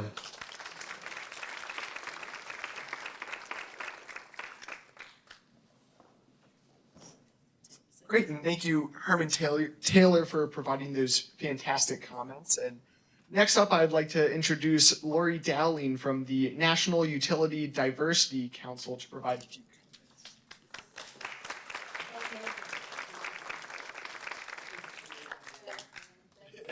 There we go. Thank you very much. On behalf of the National Utilities Diversity Council Board of Directors, Chair Hoover, Commissioners, thank you very much for letting me speak. As Brett said, my name is Laurie Dowling. Back in the olden days, I'm going to try to look at both of y'all at the same time. Back in the olden days, business owners who looked like me and a lot of the other people who are in this room often had a very difficult time being considered as viable contractors for large companies. No matter how qualified we were often overlooked when it came time for the bid list to go out or the RFPs to go out. In those olden days, Harold Williams was leading procurement here at BG&E. And he was working to create a pathway that was accessible and equitable for any qualified vendor. But in our industry, it was only the most evolved companies that were doing this. It was not industry standard behavior.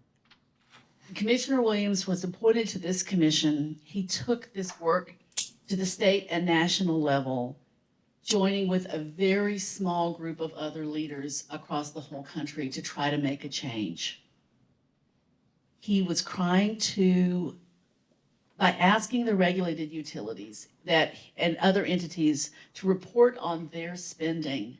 What y'all have done is to shine a light at the corporate level, often on work that has been going on underutilized and underappreciated for decades. And also by asking for this continued reporting, you're allowing companies and the stakeholders and advocates within companies to find new avenues of opportunity. Again, for the entirety of the state of Maryland, and that is to be so highly commended. In order to share this, actually, I just want to say one more thing. I think Commissioner Williams knew always that this would happen. When you look at the tremendous growth that you have made since 2009, you saw those numbers, 200 million, 2.1 billion.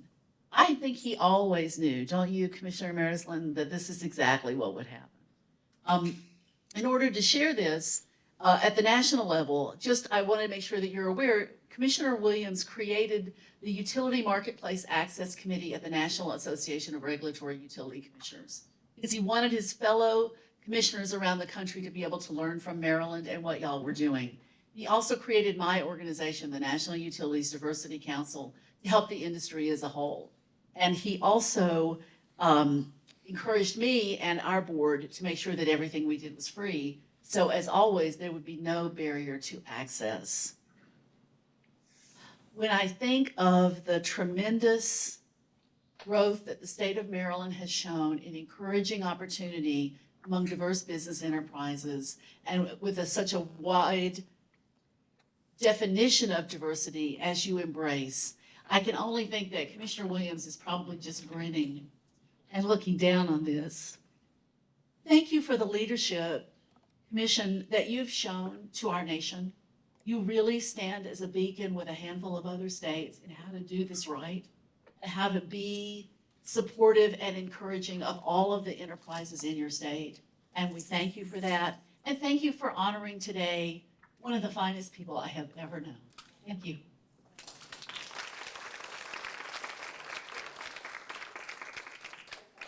I'll make a noise. Thanks, man. Thank you once again to Lori Dowling for providing these fantastic comments. And next up, I'll introduce Paula Tillman on behalf of Absolute Supply, if she's available in the crowd.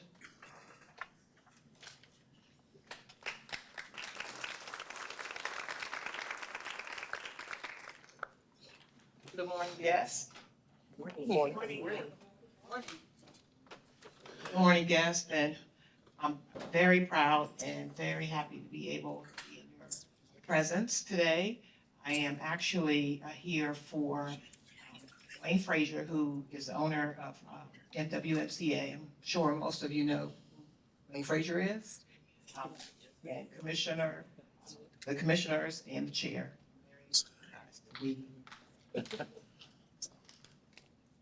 It's an extreme honor and pleasure to address you this morning at the 12th annual hearing on supplier diversity this year because of the dedication and renaming of the hearing for former Commissioner Harold D. Williams. Commissioner Williams was a dynamic driving force for the corporate supply diversity inclusion, initially at BG&E, later as a commissioner with Maryland Public Service Commission.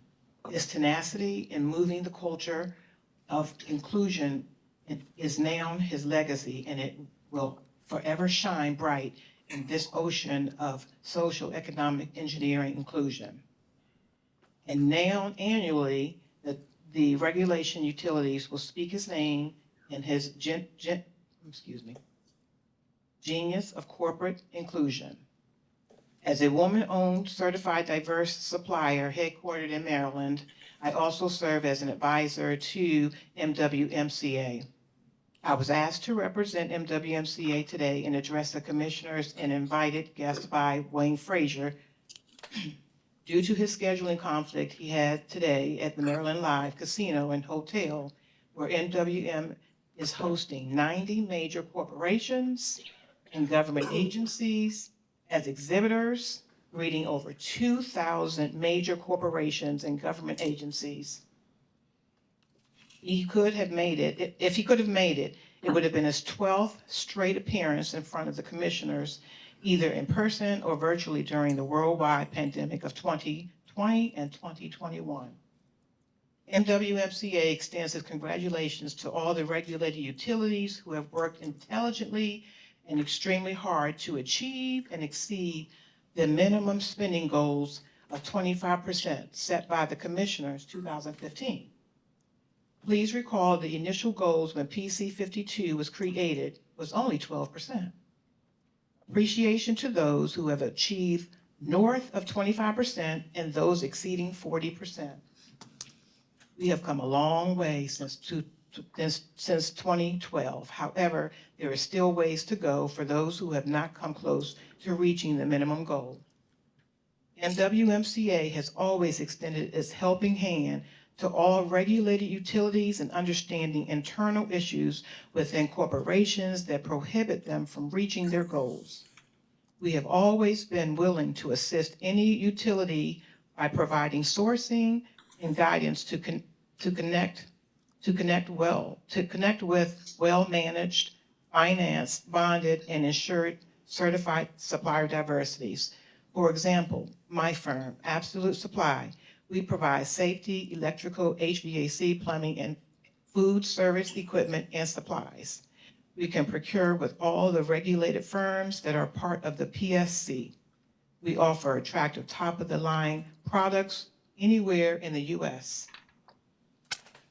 MWMCA also understands that some of the regulated utilities have long-term relationships with non-diverse suppliers, and for this reason, do not want to abandon them or replace them with a diverse supplier. However, MWMCA continues to remind them that the spirit PC52 is growing inclusion with one diverse supplier at a time. We are Americans, and we always want the spirit of helping one another. In closing, if I can be of any assistance in meeting your goals, it would be a pleasure to provide a quote on your next order. And as a member and advisor to MWMCA, we are grateful for the time allowed to be in your presence today. Thank you.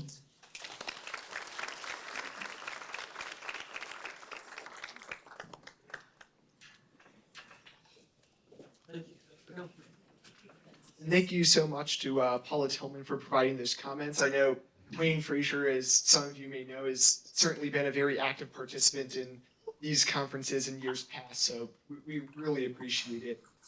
And moving on, our next open comment speaker is Michelle Johnson from the Governor's Office of Small, Minority, and Women's Business Affairs. So I will hand it over to Michelle.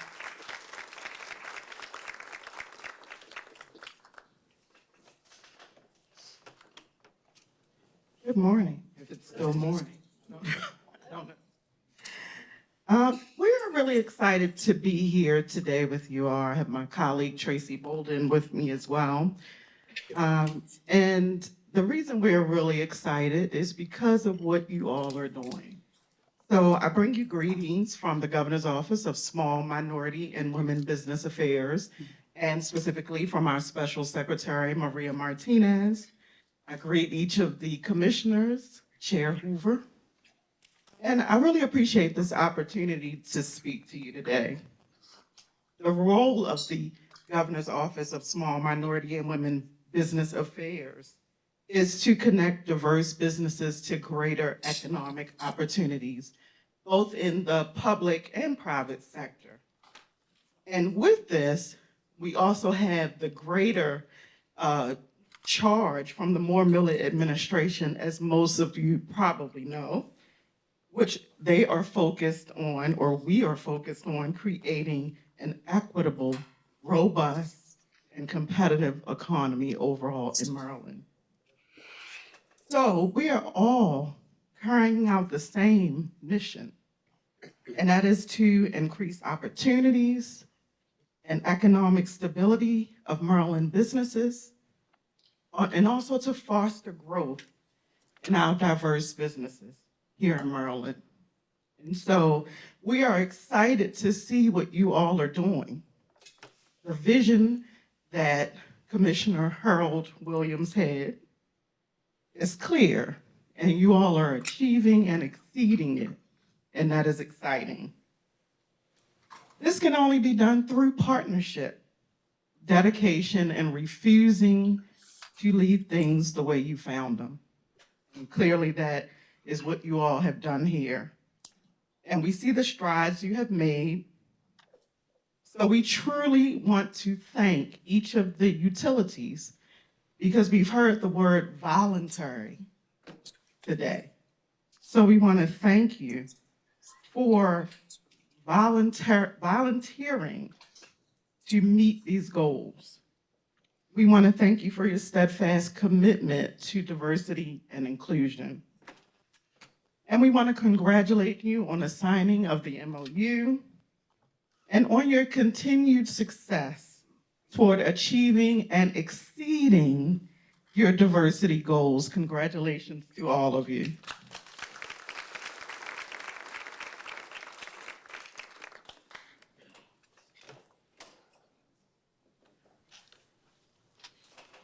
Thank you so much for all of our fantastic open comment speakers. And at this time, I do want to welcome, if there's anyone else in the audience that would like to say a few words or provide some remarks, if you have any state delegates or state senators that would like to come up. But I welcome it. This is the open comment period. I don't bite too hard up at the podium here if someone wants to grab the microphone.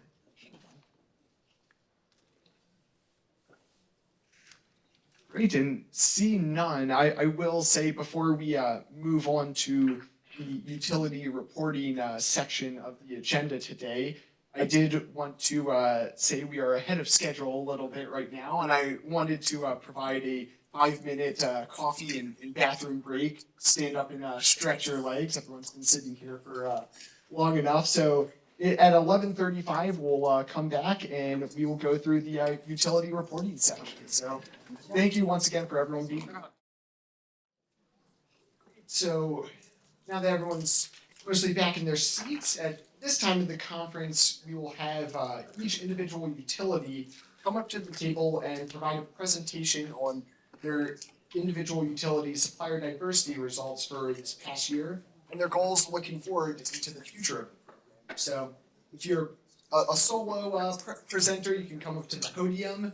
However, we do have a presentation table here. So the first group that will come up is the Association of Maryland Pilots, and that will be Captain Eric Nielsen and Jim McGee. So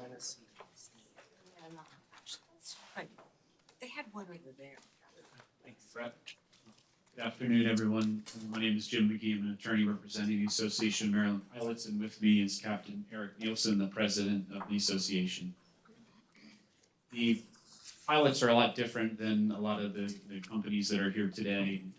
So the gentlemen that pilot the ships up the Chesapeake Bay.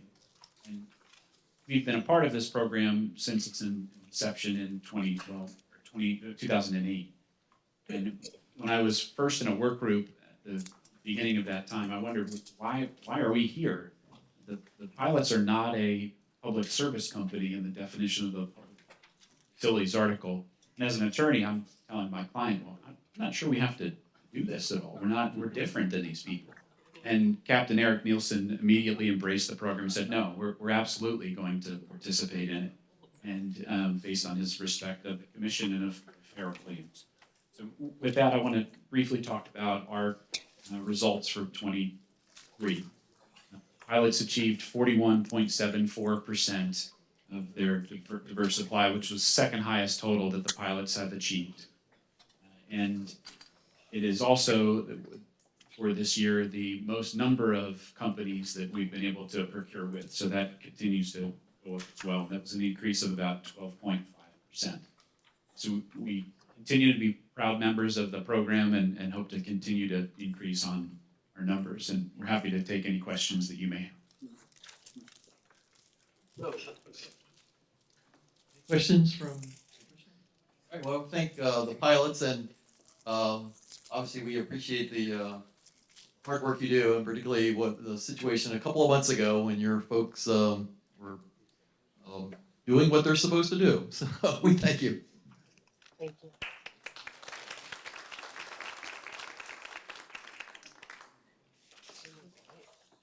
Great. And next up, I believe we have a presenter from AT&T. I believe they're Katie McAvoy. I believe they are providing comments virtually via the Microsoft Teams. So, Katie, if you could hear me, if you could unmute or allow your camera, you have the floor to provide a couple of comments. Sure, can you hear me? Yes. Loud and clear.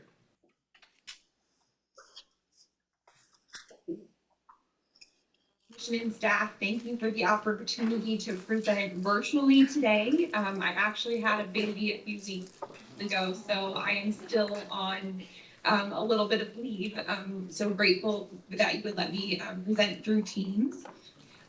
For the record, I'm Katie McAvoy, Regional Director for AT&T External and Legislative Affairs covering Maryland. For more than 5 decades, AT&T has built long-standing reputation for engaging diverse businesses that support what we do and contribute to the economy. I'm pleased to be here today to continue that commitment. In 2023, our supplier diversity programs continue to build on goals to engage diverse businesses throughout our supply chain and business units. Our culture at AT&T ensures that diversity and inclusion are top of mind in all our corporate endeavors, including supplier selection. I'm pleased to report that AT&T's spend of diverse supplier expenditures attributable to our Maryland regulated activities totaled $24.5 million, or 27.4% of total utility procurement expenditures.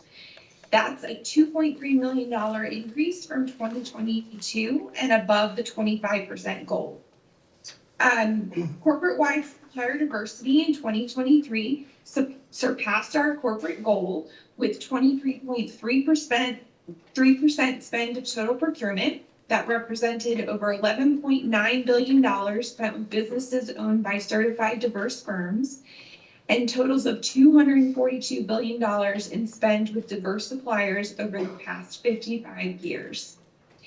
We now have more than 650 diverse suppliers. Our supplier diversity managers continue to work with our Tier 1 prime suppliers and also continue to help our Tier 2 suppliers develop plans for subcontracting opportunities. Additional efforts included participating in business exchanges, conferences, and networking activities, and asking our Tier 1 suppliers to report to us the number of jobs held by diverse individuals within their company. As a result, AT&T prime suppliers spent over $4.4 million subcontracting to Maryland minority, women, disabled veteran, and LGBTQ-owned businesses in 2023. Locally, we support the Capital Region Minority Supplier Development Council, and nationally, we support a number of different councils and chambers of commerce, including the U.S. Hispanic Chamber of Commerce and the Women's Business Enterprise National Conference. In 2024, we've been working to continue progress in traditionally underutilized areas and increasing opportunities for engaging diverse firms. We continue to focus on increasing diverse business participation in new technologies, supply chain operations, and network expansion. Based on the employee data that we collect from our suppliers, our team calculates that our supplier spend supported about 500,000 diverse jobs, both direct and subcontracted, and about $40 billion in related diverse wages, both minority and female. These results interact with our small business and community outreach efforts and can certainly make an impact. For example, diverse small business supplier spend was over $3 billion in 2023. AT&T is proud to be recognized for its supplier diversity process and program. The following awards represent the commitment of our leadership and hard work of our employees and supplier diversity team. All in 2023, we were happy to receive #1 Top Corporation for Supplier Diversity from Diversity Inc., as well as awards from the U.S. Hispanic Chamber of Commerce and the Women's Business Enterprise National Council. I'd like to thank the Commission for its work to engage diverse businesses in the state of Maryland. We share your commitment and I appreciate your time today. I'd be happy to take any questions. Thank you. So, any questions for AT&T? All right, well, thank you very much, and we appreciate AT&T's effort. Great, and thank you AT&T for providing those comments. I will next move to CenturyLink, and I do not know if Jay Wesley is here in person or online via the Microsoft Teams link. However, I will turn it over to CenturyLink for any comments.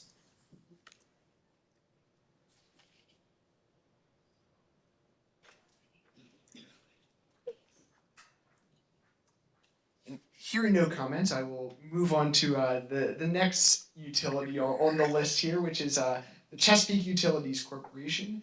And I'll invite them either up to the presentation table or the podium to provide a few comments. Take the podium. Thank you. Good morning. Morning. Good morning. We're almost there. My name is Amy Zook, and I'm the sourcing associate for Chesapeake Utilities located in Dover, Delaware. Thank you again for the opportunity to attend and present our DSR and our diversity initiatives for the year. We continue to review our programs to ensure we're making a difference in Maryland and all of the Chesapeake Utilities serving areas. Chesapeake Utilities has a small footprint in Maryland and the Eastern Shore, and we actively work to identify new and existing diverse suppliers. The Eastern Shore Energy Alliance, consisting of Chesapeake Utilities, Choptank Electric, and Easton Utilities, meets quarterly to share best practices and identify diverse contractors who live and work on the Maryland Eastern Shore. The Alliance continues to build relationships with our suppliers and looks to identify how we can each play a part in the success of the Maryland Utility Forum. Last October, 7 leaders from Choptank and Easton visited Energy Lane in Dover, Delaware, and toured Safety Town. The leaders from Choptank and Easton were enthusiastic and engaged, asking several questions about Chesapeake Utilities' Safety Town program, and were excited to take valuable information back to their businesses. It was an honor to welcome the teams and share our resources. Chesapeake Utilities joined the Maryland Utility Forum in 2009 when we had no existing supplier diversity program or tracking system in place. In the years since, Chesapeake Diversity's diverse spend ratio has greatly increased due to evolving reporting and supplier partnerships. Our 2023 DSR was substantially lower than historic years due to the tremendous growth in capital expenditures for expansion across Maryland. These capital expenses were 85% higher than 2022, while our 2023 diverse spend of $537,000 with 20 suppliers was consistent with 2022. As a company as a whole, in 2023, Chesapeake Utilities and its subsidiaries partnered with 314 diverse and small businesses, putting almost $55 million back into our communities, a 33% increase in spend over 2022. Key highlights on our categories: women-owned business was $16 million, veteran-owned was $500,000, minority-owned $4.9 million, LGBTQ plus owned was $266,000, and our newly designated hub zone was $39,000 with certified suppliers in Ohio and North Carolina. Chesapeake is committed to ensuring that safety, equity, diversity, and inclusion is at the center of our culture. Our tradition of serving employees, customers, investors, partners, and communities is at the core of who we are. We will continue to progress our supplier diversity program throughout thoughtful collaboration and communication and promote best practices that align with our belief that a diverse and inclusive culture contributes to a greater societal advancement. I'd not met Commissioner Williams during his career. MQ Writing, who formerly reported the Chesapeake Diverse Bend, said, I did work with Commissioner Williams on diversity program expansion while at another company, and I found him to be committed and honorable. He was always someone with whom I could find common ground and achieve goals quickly.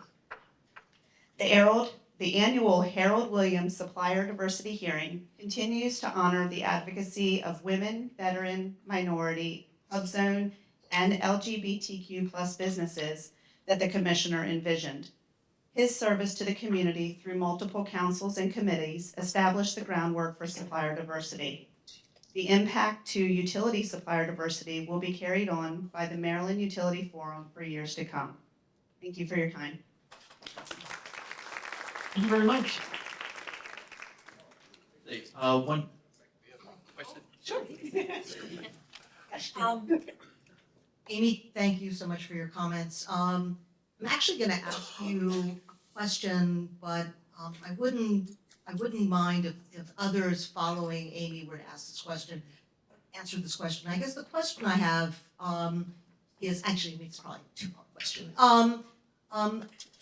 Sort of moving forward, how do you envision doing better in terms of diversity supply? And then you have the commissioners here. Are there issues, challenges, barriers that we should be looking at in terms of increasing opportunities? The last thing we want is a situation where there's something that can be done a regulatory way or some other way to enhance engagement. So those are the two parts. And folks who are following Amy, if I know that that's not part of your presentation, but to the extent that you can anticipate my question and answer. Thank you. So how can we do better? I think one of the biggest pieces of it is educating our business units. We do have a very small footprint in Maryland. We're just on the eastern shore, down in the southern peninsula, as well as Elkton Gas up at the northern part. So we've really been working closely with those business units to bring it to the front of their mind. Their primary focus is the construction and the expansion and getting more gas out to the customers. But if we remind them and we have continuous conversations about where we can find diverse suppliers and what are the resources that we have. We've been working in procurement to centrally house potential vendors. We have a site on our website that potential vendors can register, if they want to do business with us, and that's available on all of our subsidiary websites as well. We centrally house that information. We have it available to all of the company. So I think that's the key way, just education. As far as the regulatory piece of it, what can we do better? Or is there something that is inhibiting your ability to engage more in diverse suppliers? From my vantage point, I don't see where I have one. It's us getting more involved and just being more visible with the regulatory area. I'm in procurement, I'm not in regulatory, so there is a little bit of a gap there. I would like to bring in the regulatory team more into our program for future reporting and for future involvement. I think they are doing a great job, in Maryland with what they're doing as far as rate case and everything that they're reporting there. I think it's building that partnership that we look forward to. And maybe take this back to the regulatory people to ask them, is there something that we can do, some issue that we haven't seen that challenges us? Absolutely. Thank you.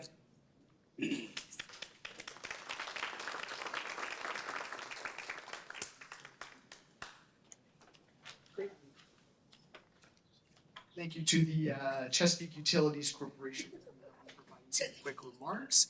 I will now turn it over to Chop Tank. It'll be Sarah coming up. Podium's Podium's good. Beautiful. Thank you. Sarah Dahl, representing Chop Tank Electric Cooperative. I'm the Vice President of Member Services and General Counsel for the cooperative. I would also like to introduce, for those of you who haven't met her, we have Kayla Corsi here today. She's relatively new to Chop Tank and is our new legal and regulatory specialist. Chop Tank is a not-for-profit, member-owned electric distribution cooperative serving the rural portions of all 9 counties on the eastern shore of Maryland. We are governed by a board of directors that's elected by our member owners, and we're guided by 7 cooperative principles which distinguish us from other types of utilities. Chop Tank remains accessible to all companies who want to do business with us. Available on our website is a Doing Business with Us section with a vendor contractor package for businesses who are interested in working with Chop Tank. Contained in this package is information regarding the MOU and the supplier diversity form. We have selected quite a few vendors that have been brought to our attention through this avenue. In 2023, our diverse spend in real dollars increased dramatically from $3.2 million in 2022 to $5 million in 2023. Unfortunately, our total utility procurement increased significantly as well, so our percentage of diverse spend decreased. The increase in overall utility procurement was caused in part by the Chop Tank Electric smart grid improvements as we are building out the Chop Tank Fiber subsidiary. It's important to note that we did have an additional $2.7 million in diverse spend that was not included in our official report due to the self-certification threshold. So that was an increase from $1.5 million in 2022 to $2.7 million in 2023 that was not able to be included in our report. As mentioned by Amy, we continue to work with Eastern Shore Energy Alliance to share best practices and vendor information. And to your point, Commissioner Setchman, I think that does help a little bit with the main barrier, which for us is geography and just a limited number of vendors that are interested and cost competitive as far as traveling to the shore to do certain types of work. So Chop Tank has worked with the forum to revise the MOU and has participated in the meetings. We're proud to continue our commitment to this program by re-signing the MOU today.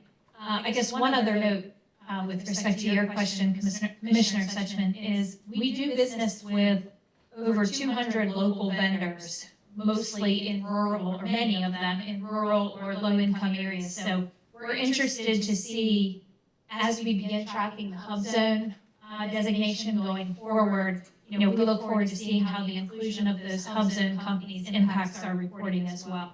So thank you for your time, and I'm available for any questions. Thank you very much. Thank you.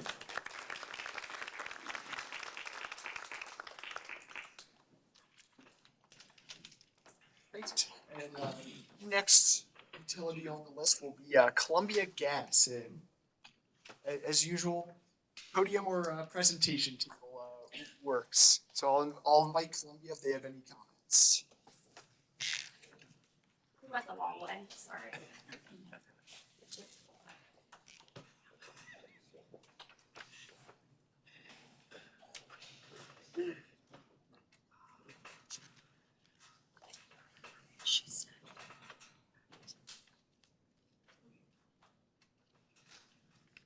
Good afternoon, Commission and utility representatives.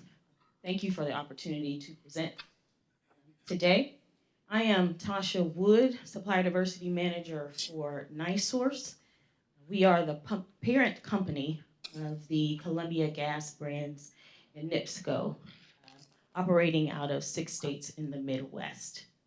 As Columbia Gas is a part of the larger NiSource Corporation, ultimately benefiting from the economies of scale, purchasing power, since NiSource procures goods and services for 5 other operating companies at volume and prices that would not typically be available to a utility the size of Columbia Gas of Maryland. As we continue to strive to meet the goal 25% for the MOU. We are committed to the growth and development of diverse suppliers to foster an inclusive environment. We have been successful in pursuing opportunities to connect with diverse suppliers, and we continue to achieve our supplier diversity efforts through education, advocacy, and outreach, which demonstrates our commitment to the Maryland Supplier Diversity Program. This strategic approach provides the opportunity, when matched with the right supplier, to advance Columbia's spend with diverse suppliers overall. As an organization, NiSource has a goal to achieve 25% diverse supplier spend by the year 2025. We have set incremental increases over 3 years to reach this goal. Last year in 2023, our goal was 19%. We exceeded that target by reaching 19.7%. This year, we are on track to achieve our goal of 22%, currently standing at 21.2%. And then ultimately, of course, reaching that 25% by the year 20. In 23, we continue to deliver on our vision to promote economic inclusion through innovative solutions, ensuring equitable access, and fostering thriving communities for the customers we serve.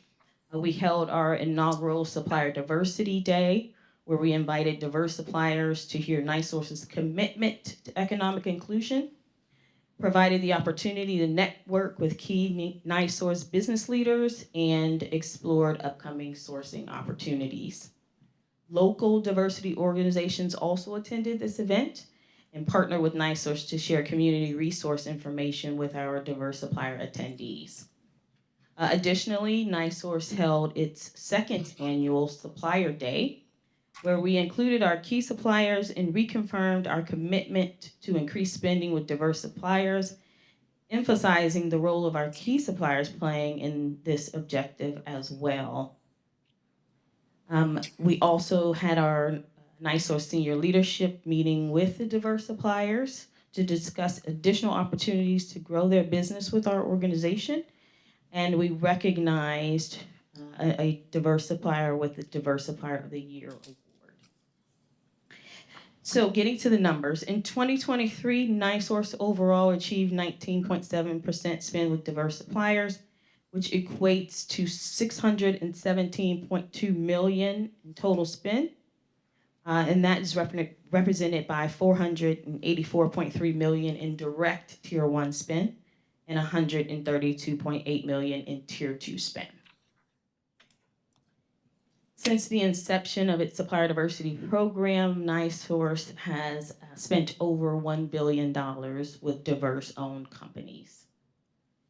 And so in 2023, Columbia Gas of Maryland achieved a diverse spend of 18.3%. This equates to $2.4 million in Tier 1 spend and $3.4 million in Tier 2 spend. Columbia Gas of Maryland's total diverse spend increased by 2.8% in 2023. There has been a tremendous amount of effort to identify opportunities as well as diverse suppliers, and we continue to look forward to doing so in the upcoming year. Hi, I'm Rebecca Danhires, Manager for Rates and Regulatory of Columbia Gas. First, I just want to say when we saw the report released, we were very pleased to rank in the top 5 utilities in Maryland for our percentage in terms of women-owned businesses, veteran-owned businesses, and hub zone enterprises. To answer some of your questions about our future endeavors to continue to expand our top 1 and top tier diverse spend, we are continuing to grow our pool of Tier 1 diverse suppliers by 1, promoting a schedule of outreach events, opportunity fairs, and workshops to supply chain professionals who are involved in identifying, reviewing, and selecting the suppliers. 2, we're conducting exploratory meetings with diverse suppliers to explore more opportunities. We're strategically identifying and targeting current suppliers, including diverse suppliers, to explore opportunities for potential growth. And we're improving visibility into planning gas construction schedules. As far as Tier 2 continued growth, we're continuing to improve supplier diversity language for contracts by adding more specific requirements around reporting, and we're partnering with contractors to help identify opportunities in Tier 2 diverse suppliers. Also wanted to mention these numbers might not seem huge, but for Columbia Gas of Maryland and being a smaller utility, in 2023 we partnered with Braddock Construction. They're a woman-owned business. We have been using them for several years, but in 2023 they became our general contractor for 2 larger projects in the Hagerstown area. This project was estimated $146,000 in diverse spend. We are going to continue to use Braddock Construction in 2024, and they are going to be used solely to construct a new building to house our back truck, and we're estimating about $207,000 in diverse spend. In conclusion, Columbia has made progress internally by adopting procedures that will allow continued growth in its supplier diversity program. We are proud of the work that has been done, and we are confident that the continued progress will be made in 2024 and will aid toward our diverse goal. Thank you.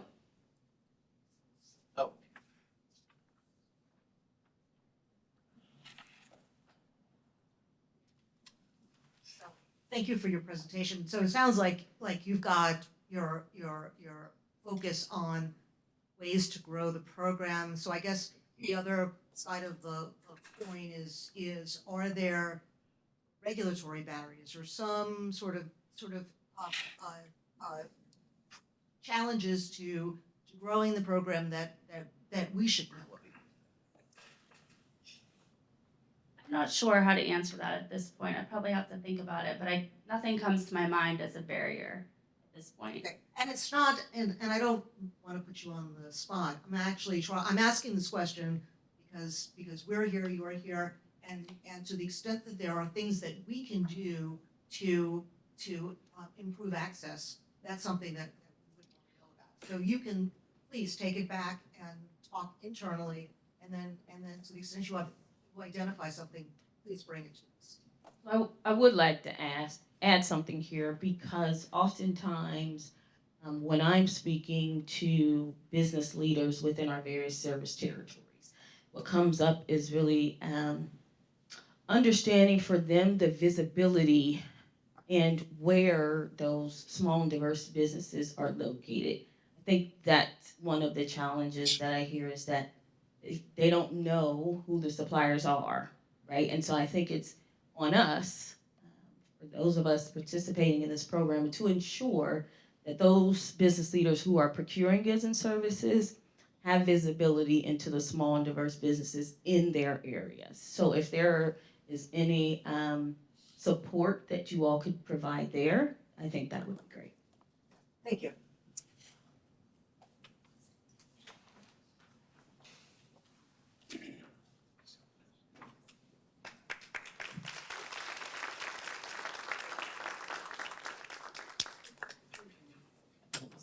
Thank you to Columbia Gas of Maryland for providing those comments, and so I would like to invite up Comcast to the podium for presentation.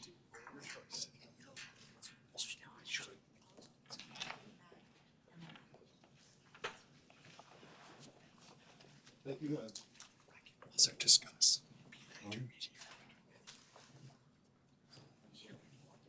There we go. Okay, thanks. Yeah. Thank you, Mr. Chairman, members of the commission. Comcast supports the staff report. We're here to talk about supplier diversity, take any questions. Commissioner Suchman, you asked a couple of questions. I just want to, at the top, my initial reaction to what we can do with our program is kind of what we're doing today, but really continue what we're doing. And that is, on the top, Comcast procurement officer has said, I just want to get it right because I heard this on the fly while I was sitting there thinking about it. Comcast Supplier Diversity and Inclusion Program is designed to create an inclusive corporate supply chain process that provides access to suppliers of all types, including small and diverse businesses. And that's from our Chief Procurement Officer, Peter Kurakalakis. And that's what our program is designed to do from the top. That permeates the culture. The mission statement of our procurement office is to broaden and diversify our supplier base by creating an inclusive corporate supply chain process in which businesses that have historically played a smaller role in our supply chain including small and diverse businesses, have an opportunity to participate.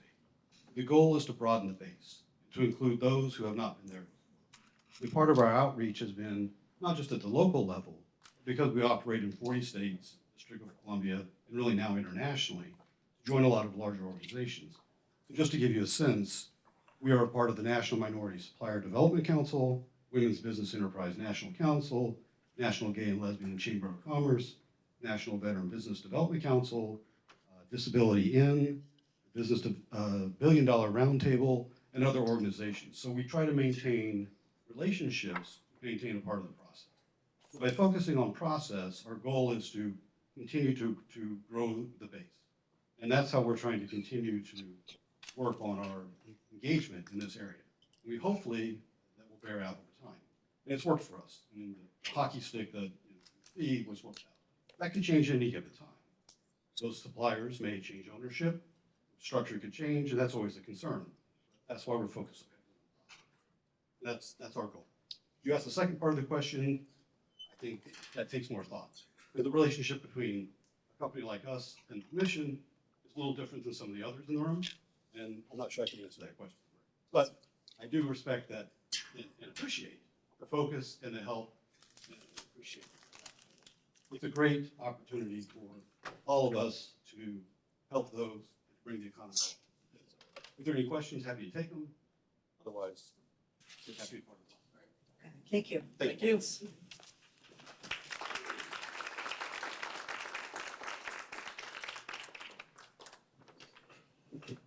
Thank you, John from Comcast, for providing those great comments. And next, I would like to invite the Easton Utilities up to the podium or presentation table. Perfect. Yep.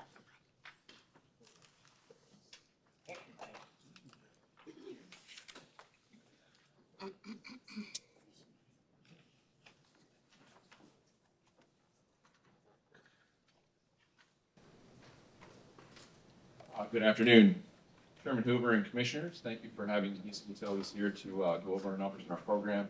I'm not going to specifically dive into too many numbers. I understood the questions on the table, and I sort of already addressed them in some talk points, so I'll go there first. I'm John Hines, Vice President of Electric Operations and Special Projects for Easton Utilities.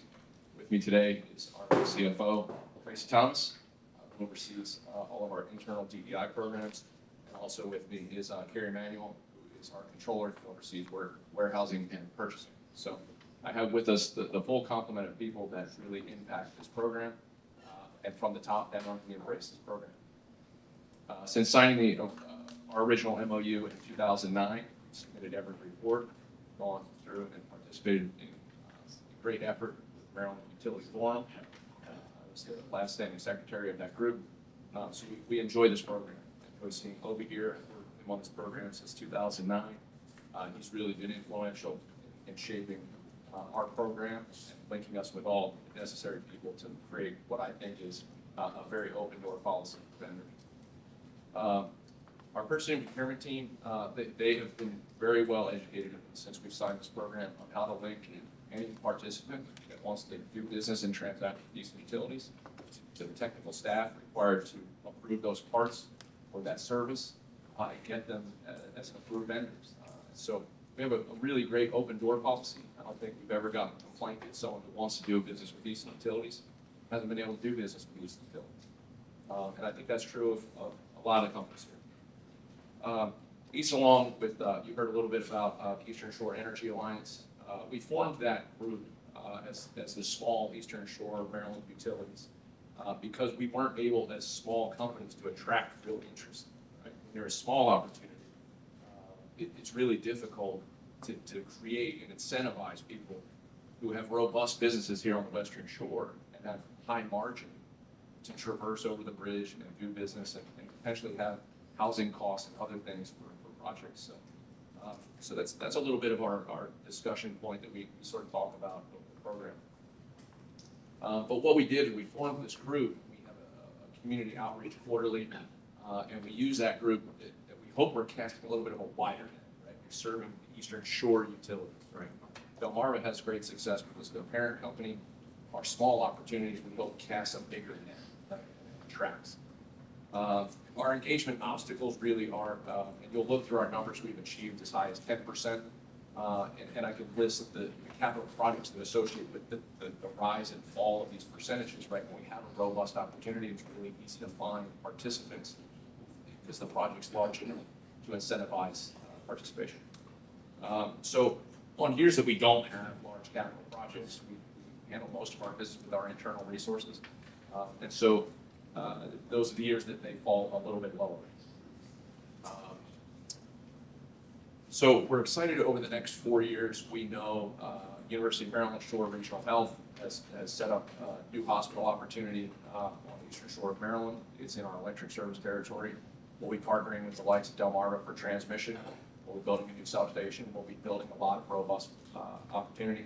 And that's going to let us reach back out to previous successful MBE participants, whether it's Shaw Associates, Maryland engineering firm who's done our last substation projects, Virginia Transformer. All these are great MBE participants.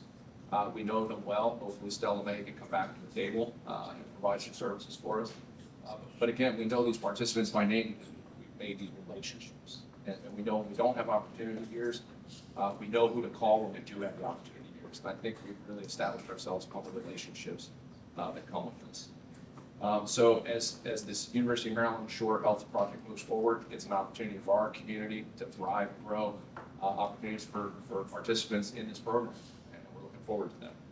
I think to really get it, I think the crispness of the data set that we're trying to look at here to answer the commissioner's question is, I think if we rank the companies by total spend and total performance in the program, you see a little bit of a trend that if I'm operating a diverse business, I'm going to chase that really big opportunity. So a small companies really hope that the companies see that the grassroots that goes into forming and getting businesses off the ground in our communities, we thrive on partnerships like that. And so if there is someone that is starting a business and they're a minority or a diverse business supplier, come reach out to us. We'll help you grow. We really want to do that. Secondly, is there regulatory? We're already a government agency, so we're regulated to advertise all big projects. So advertising is not something that's not in our business model now. So big projects for us are always advertised. So the opportunity is there, and it's not that we don't show the community what we're working on, what we're doing, and how we're spending our money. So I did hear something great in the room. I'm going to reach out to Charles, Washington after this and say, hey, how do we get in Annapolis? Maybe see if we can find some new ways to connect with people. And so that's what I think the purpose of this forum has always been about. It's about talking, collaborating, and finding ways to improve the program in Maryland. So I appreciate another year of this, and I'm glad that we could sign a new MOU that puts us all back on the map. So I can answer any questions. Thank you.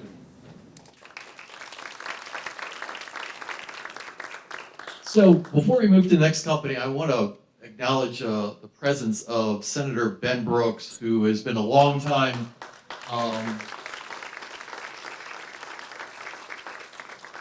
member both of the House of Delegates and the State Senate, and has worked extensively on issues affecting the commission. So we appreciate his work over the years.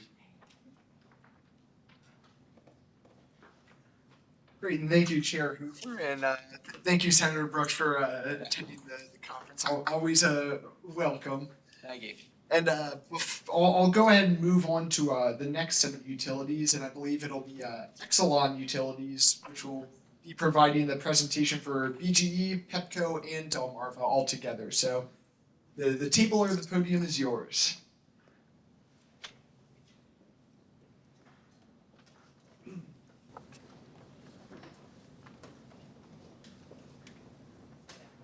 We'll start with some introductions and then we'll head into the Exelon presentation. My name is Kim Curry and I represent Pepco and Delmarva Power. I'm Crystal Barnett on behalf of PGE. I'm Bernice Lewis, Director of Diverse Business Empowerment for Exelon Corporation. So I'll be presenting today on behalf of PGE, Pepco, and Delmarva Power. So first I'd like to thank the Chairman Hoover and the Commissioners for the opportunity just to come before you today and just to update you on Exelon's supplier diversity results and progress from last year, specifically focusing on PG&E, Pepco, and DPL. Over the past year, our diverse business empowerment process has made strides in advancing our commitment to fostering a diverse and inclusive supplier base. Through targeted initiatives, partnerships, and outreach efforts, we have successfully increased the participation of businesses owned by minorities, women, veterans, service-disabled veterans, and LGBT persons within our procurement opportunities. While you're familiar with our reported overall diverse supplier spend statistics for BGE, DPL, and PEPCO, in today's discussion, I really wanted to emphasize our focus and progress growing direct or tier one spending with diverse suppliers in our region. In 2023, Exelon's regional utilities, again, BGE, DPL, and PEPCO, collectively spent approximately $712 million in direct spend with diverse suppliers. Of that, more than $246 million, or approximately 35%, was spent directly with diverse businesses located in Maryland. Our diverse business empowerment achievement is anchored in strong leadership engagement, the full integration of supplier diversity into our sourcing process, and continued focus on developing local suppliers. Our leadership team continues to reinforce to our sourcing professionals our commitment to collaborating with the diverse business empowerment of each of our utilities to ensure that we're identifying sourcing opportunities and inviting potential suppliers to sourcing events. Our category managers regularly partner with our office when bid opportunities arise, and our DBE office actively assists in the management of strategic sourcing initiatives. Another key element of our growth and sustainability in supplier diversity is directly correlated to our commitment to diverse supplier development. Since 2013, Exelon's diverse supplier academies have provided a select group of diverse certified suppliers with the tools and knowledge to attain their next level of growth in their businesses through ongoing mentorship, technical assistance workshops, highlighting businesses' best practices. More than 100 diverse companies have participated in our supplier development programs, and last year, 37 diverse companies were participants, 12 of which are headquartered in Maryland. Additionally, last year, we partnered with our regional affiliates of the National Minority Supplier Development Council for the second iteration of the Foundations program. So it's a capacity building program that's designed to introduce local businesses to the utility industry. We have a long-standing commitment to diversity and inclusion, and we're continuously striving to be a utility leader in the area of supplier diversity. We recognize the importance of supplier diversity in all aspects of our business and procurement practices. As we celebrate these achievements, we recognize that our work is far from done. We remain committed to further expanding and enhancing our supplier diversity initiatives, identifying new opportunities for collaboration, and continuously improving our process to ensure that our diversity and inclusion remain at the forefront of our procurement practices. I'd like to thank you again for the opportunity to come before you and your ongoing support. I'd like to address the two questions that Commissioner Sushman posed to us. So your first question was, how do we envision getting better? Which I think is a great question, right? So for us, it's really about how do we double down and continue to grow local businesses and focus on that businesses within our service territory. Continuing to focus more on supplier development and partnerships with organizations like the National Minority Supplier Development Council. So in this region, we partner closely with the Capital Region, MSDC, for training and to help us identify diverse partners and other organizations. We also have in-house what we call the Empowerment Academies, which is a program that we run internally to develop local businesses and help them understand how to do business specifically with Exelon and our specific utilities. Your second question, the second part of your question was, what are the things that the commission can do to drive that home for us? I will tell you that I've been doing supplier diversity for over 20 years now, and I'll tell you leadership makes all the difference. So the fact that we have your partnership, the fact that we have you leaning in on this will continue to make the difference. Also, your ability to help draw collaboration between the utilities through the Maryland Utility Forum will also help continue to drive supplier diversity and drive the focus on regional businesses across the state. So just your continued partnership will always make the difference, as leadership does make the difference. 1 second. This is sort of less of a question and more maybe of an observation. And I guess this is in reaction to the previous conversation with Easton Utilities. I'm wondering if there's an opportunity for the Exelon Utilities have been doing obviously very well in terms of outreach. And I just wonder if there's an opportunity for learning among utilities. I mean, I know that Easton has been working with Chop Tank and Chesapeake, but maybe there's an opportunity to go broader. And so perhaps sort of less engagement with the commission, but maybe more engagement among the utilities, sharing best practices, but also sharing suppliers, so that Easton can learn about suppliers that you use that they may not be aware of, and the suppliers may not be aware of opportunities that they can see in a larger company but don't see in the smaller companies. That's it. Thank you.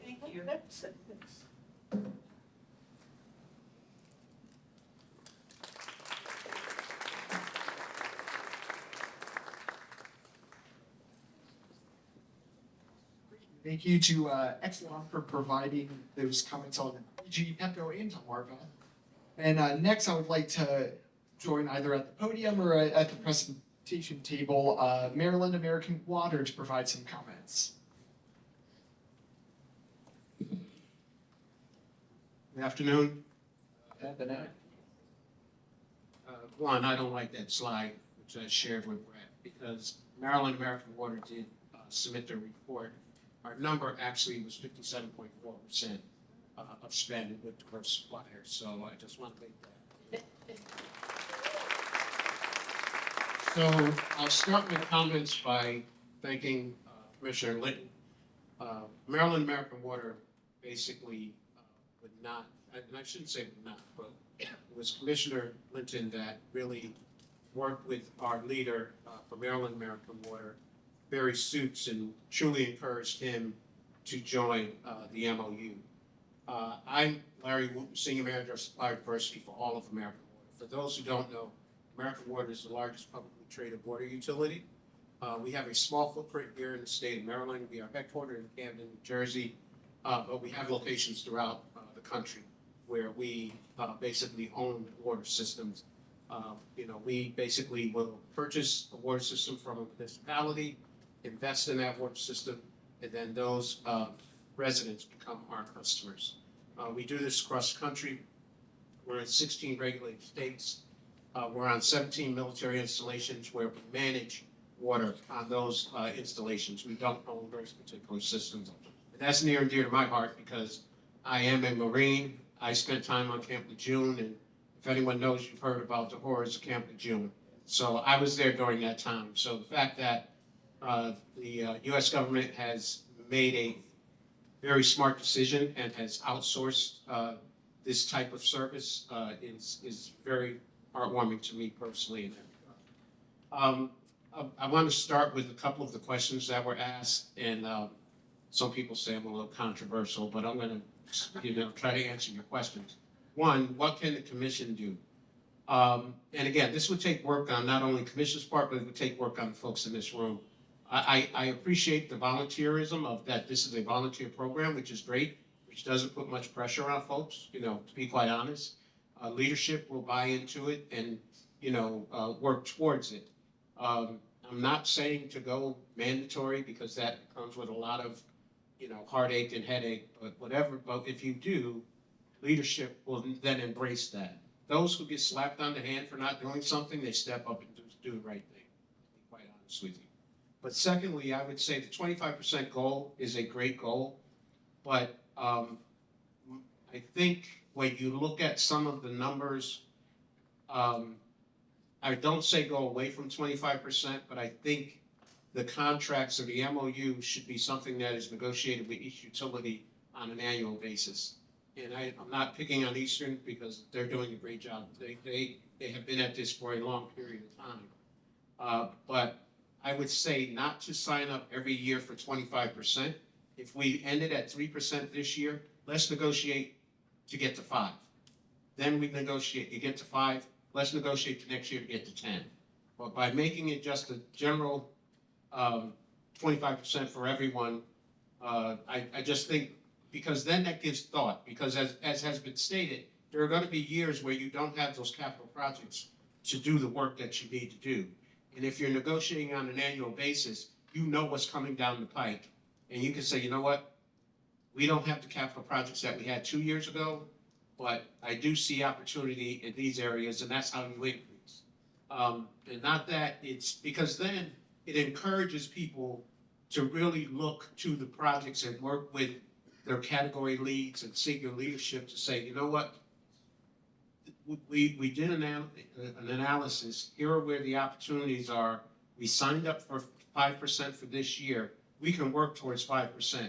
Because quite honestly, I think some people, when they look at the 25%, they're like, we're not gonna meet 25%, we'll do what we can, but we're not gonna meet 25%, right? But if you really negotiate on an annual basis with each utility on a realistic goal, I think you'll get more buy-in from not only category leads, your buyers, but senior leadership. That's just my thought on that. What we can do as utilities to continue to improve, I think it's been said. I think Exelon did a great job in illustrating their numbers and what they're doing. But I think, as Bernice mentioned, I think development is the next phase for many of us because we are doing a good job. We're going to continue to do more in terms of spend, but development is going to be the key. Capacity building is going to be the key to continue the growth of supplier diversity, not only with your existing suppliers, but those new suppliers that are out there. Another question that was mentioned about collaboration, about working together and things of that nature. This group does work together. I think we got to do a better job of meeting more often amongst ourselves and talking about best practices. But for me, I serve as the chairperson of the Utility Industry Group for National Minority Supplier Development Council. What that encompasses is that I lead a group of all of the utilities across the country who are members of the National Minority Supplier Development Council. And we get together and talk about best practices on a regular basis. So many in this room are part of that. Our membership exceeds well over 100 utilities, so that's from across the country. But for this group specifically, we do meet. When we talk about the MOU and adding Hub Zone, we met on a regular basis to talk about the language that was being put in and things of that nature. Valerie, who has retired, Valerie was leading us in that effort. I think we've struggled a little bit in determining who that next leader is and who's going to take on to continue that. But so we do collaborate, and we got to do more of it in that regard.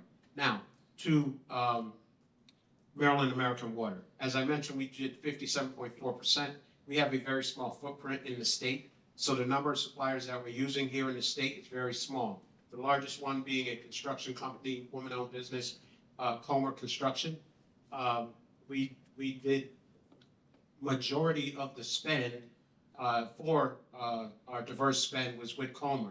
As I mentioned, we have a small footprint, so with Comer, we spent $1.5 million, which encompassed a great deal of that. The balance of that was with a fleet management company, Holman, which is a woman-owned business also. So we totaled over $2 million of spend with diverse suppliers.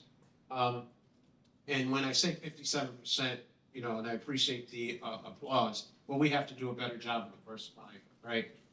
We focus in those particular areas. We've been fortunate that we found a company that really impacts what we do in putting pipe in the ground in Comer, and we've been fortunate to work with them and to provide them opportunity.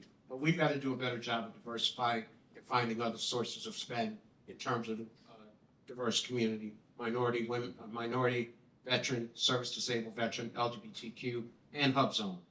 So we will do a better job there. For American Water overall, our percentage of spend for a company was 21.5% with diverse businesses, which represented $620 million, both first and second tier, with $450 million of that on the first tier. We have goals by state because each state has a president which runs that operation. So I meet with those presidents on an annual basis to talk about what my expectations for them is for the next year coming up. So in the coming month of October, I'll be meeting with each state president and his or her direct reports, and we'll lay out my proposed goal for them moving forward. We've been successful in building out our supply diversity strategy since I joined the company, so we've done very well. But again, the next iteration for us is supplier development. We'll be launching our first supplier development program this October. We are inviting 10 suppliers, diverse suppliers, to go through a 6-month cohort format, and we will go through one module per month with them to give them a better idea of who American Water is and what it is we do and our expectations of our suppliers. So I'll take any questions you have. Thank you.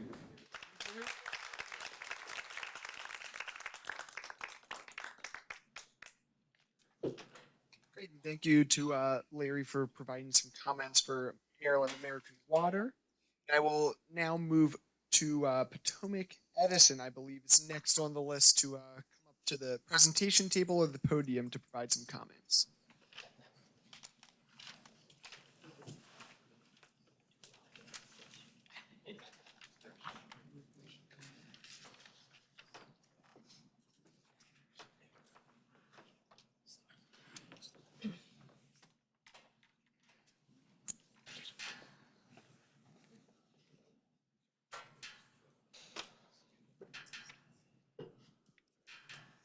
Hi. Good afternoon, Commissioner, Chair, Commissioners.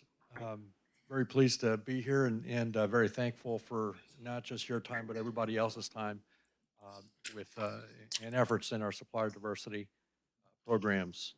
With me to my right, I have Ms. Patricia Sewell. She's our supplier diversity program coordinator, and she will be presenting for us today. Thank you, Dan, and thank you, everyone. It's wonderful to be here today. Potomac Edison Company has a rich history. In 2023, we achieved 18.88% spend with diverse suppliers. And over the prior decade, we have consistently met or exceeded the 25% aspirational goal. Now, despite challenges in 2023, we are on track to meet the goal in 2024. To ensure that our diversity metrics are achieved, we have implemented initiatives to educate and involve supply chain and our business leaders at the beginning of the procurement process. We are working closely with our diverse suppliers to make sure that they accurately and timely report their diverse spend.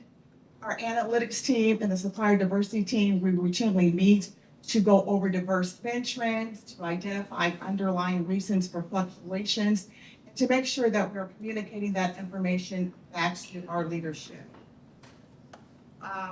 Also, our executive leadership team, they are actively engaged in communicating the importance of supplier diversity throughout the entire organization. And with the initiatives and educational plans that we have implemented for 2024, we are confident that we will again meet or exceed the goal in 2024 and in the years to come. I will be glad to answer any questions that anyone may have. Okay, one question.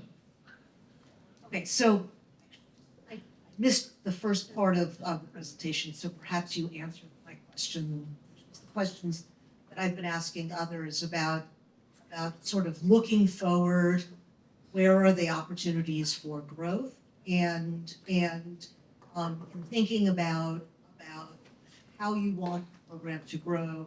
Are there barriers or other challenges that we can address as the commission to facilitate the growth of your program? So how can we get better? We can get better by working more closely with the advocacy agencies. And we've also identified the need to refocus on supplier diversity. We are making sure that everyone in Potomac Edison and our entire organization, that they are aware of supplier diversity, what our goals are, that they have an understanding of the MOU. So those are some of the things that we're planning to do. We are also looking forward to maybe hosting a supplier diversity conference in Maryland, and we would be glad to attend any other conferences that anyone in the Maryland or Baltimore area will be hosting. And Dan is going to answer the second question.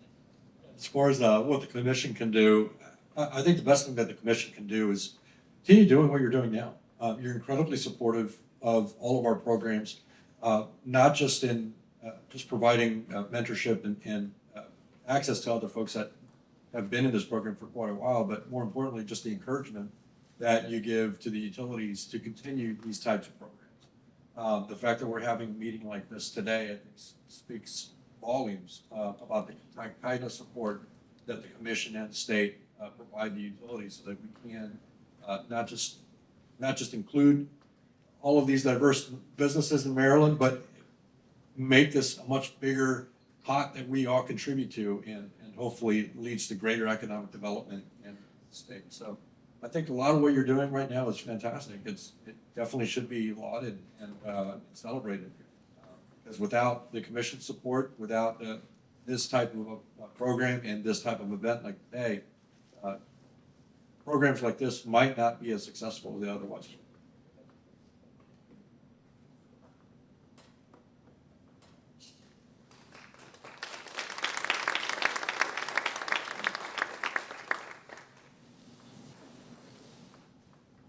Thank you to Potomac Edison for providing those comments and the kind words for the supplier diversity program. I'll now move to our next utility, which is the Southern Maryland Electric Cooperative, or SMECO. Presentation table or podium is available.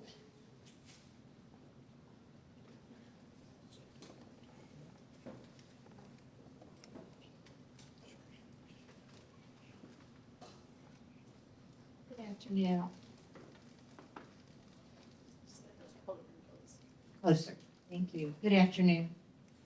I'm Kathy Nutter, Managing Director of Logistics at SMECO.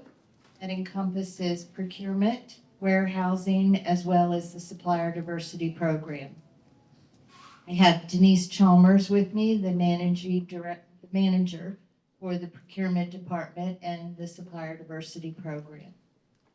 Denise will be giving you the update on our goals and what we've achieved this past year, and then I will address a couple of commissioner questions.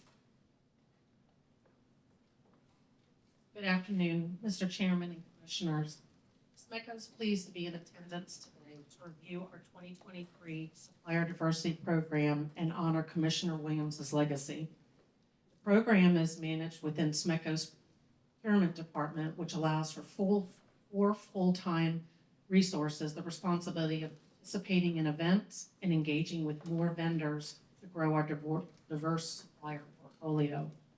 In 2023 and continuing into 2024, we've made presentations to senior staff, board of directors, along with the rest of the employees to educate everyone on the program and the highlights from 2023, along with everything that we're doing to present day. Our supplier portal is hosted by a diverse-owned company with a listing of all of our diverse suppliers. This portal is available as a resource for research to locate diverse businesses to be included in bid opportunities. In addition, SMECO has an after-bid program to provide quality feedback for improved development of diverse suppliers, pre- and post-bid opportunities. Our goal here is for our suppliers to have the skill set to be competitive to SMECO and beyond. SMECO added 11 new Tier 1 vendors to our portfolio. Through the efforts of attending diverse events, we were able to find more of these diverse vendors that could provide the materials and supply services that we needed. In 2023, SMECO spent $22.1 million on procurement of goods and services from diverse vendors. Our current alignment will allow SMECO to continue to strive toward the MOU's aspirational goal of 25%. A couple of those highlights. Our Tier 1 direct spend saw an increase of 6.2%, which was increased more than $1 million. Our minority spend increased by 17.6%, and our veteran and service disabled spend increased by 27%. SMECO has memberships with local, regional, and national diversity organizations. Each year, we attend several national conferences along with attending and hosting booths at local events. As we look forward to 2024, we will continue to facilitate meet and greets with diverse vendors and business departments within SMECO in hopes of future opportunities. This year, we became members of the Veterans in Business organization, and we're pleased to be able to attend that national conference in November of this year. SMECO is excited to continue enhancing and improving our program to enrich the supplier diversity program and build strong relationships with diverse vendors and other stakeholders. We remain confident in our ability to reach the 25% target in the coming years. Thank you. Okay, first of all, I'd like to address the issues and challenges that we are encountering with the supplier diversity program. Right now, the biggest challenge is the increased cost of goods. And in order to raise the bar of our diverse spend, in addition to the bar going this way for the increased cost of services, continues to be a challenge. We try to find diverse owned companies that we can engage with our larger goods, which right now for most electric utilities is material cost. And there are very few out there. We do at SMECO have a couple of major capital projects coming up over the next 2 years, which will present opportunities for diverse spend. And those companies have been mentioned by other utilities earlier today. As far as what can we continue to do better, we will continue all of the efforts that we've done to date. We have recommitted to the MOU through the signing efforts today. We will continue one-on-one matchmakings with diverse owned vendors and our employees and resources at SMECO so that when they have projects and needs, they will remember those vendors through one-on-one contact and communication with them. The other challenge that we do have at SMECO is because of our geographic location that we have a struggle sometimes getting large or diverse companies to come down to work with. Travel times just is too expensive or it's just not viable. So we continue to work on that. Do you have any questions? Thank you. Thank you.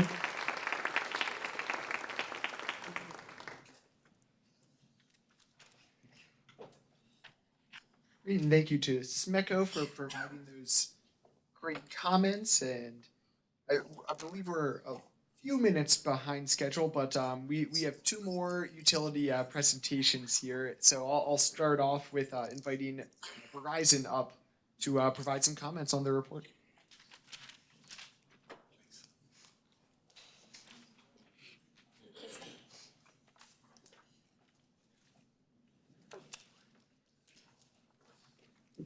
Good afternoon, Mr. Chairman and Commissioners. On behalf of Verizon, my name is Doug Smith. I'm the Vice President, State Government Affairs, and I'm pleased to join you today once again as part of the consortium of companies that have pledged their commitment to supplier diversity in Maryland. Verizon is proud to have been part of this program since the very beginning. I'm pleased to share our 2023 results, and they were a very strong performance that we continue to build upon each year. I'd also like to share some of our successes and plans for 2024, which give us reason for continued optimism.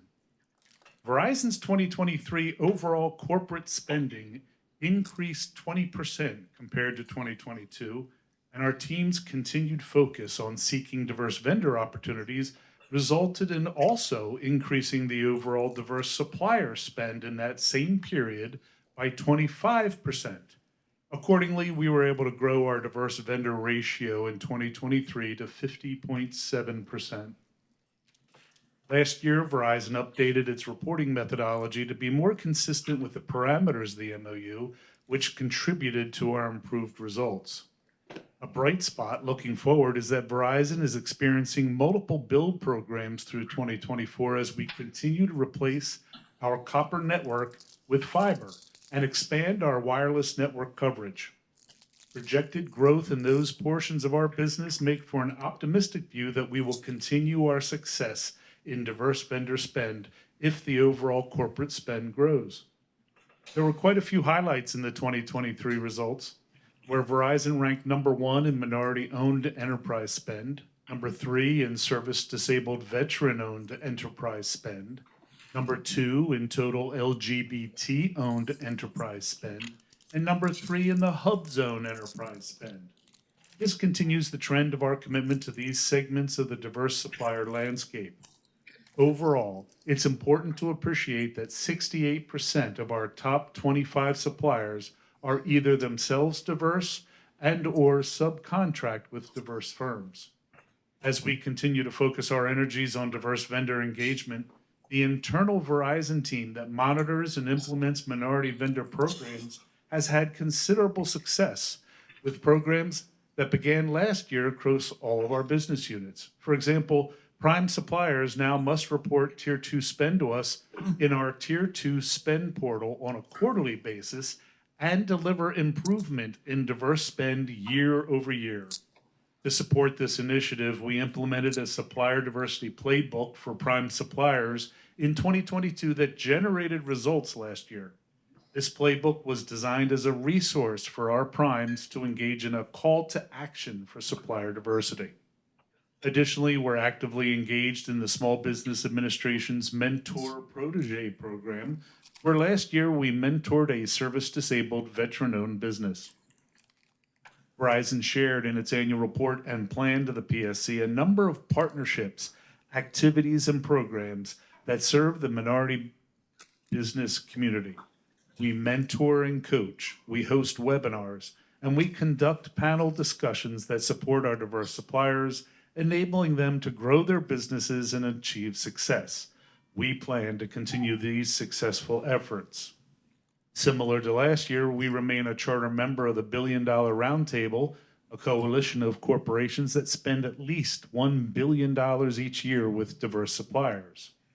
Thank you for this opportunity to report on our progress. I hope you get a sense of the focus and energy that Verizon continues to bring to diverse supplier opportunities in Maryland.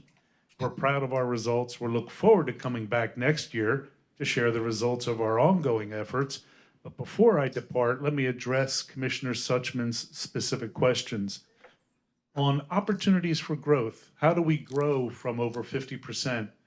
One of the things that we've identified is there is a churn in our personnel, promotions, transfers, leaving the business. And what happens is our procurement professionals in all of our business units can be different year over year. So we're constantly having to train them to teach them about the diverse supplier opportunities, the database, the certifications, the thresholds that we want to meet here in Maryland. So what we've created is something called the Diverse Supplier Champions. It's a team. It's all the procurement professionals among all the business units, and we have a lot of business units. And we meet, in fact, our next one's tomorrow, and I'll be speaking. We're doing it on a quarterly basis. We're grabbing these people due to this churn to make sure that they know what's going on, so they have the resources. That's going to help us. We noticed that that was a hole in our plan in the past, so we're hoping we can do even better than the 50.7. On the second question, what can the commission do to assist us? Nothing. Just as Potomac Edison said, stay the course. You reward and show recognition to the companies in events like today for the efforts that they move forward with. If only the other state commissions in this country did what you did, I think a lot more could be accomplished in this space. You are a model, and I think you should take pride in that model. I'll stop there and ask for any questions.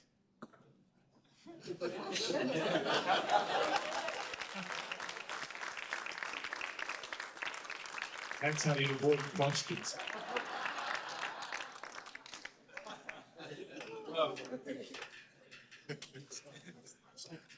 Thank you, Doug, for providing those fantastic comments from Verizon. And last but certainly not least, I wanted to turn it over for our final utility presentation from Washington Gas Lake.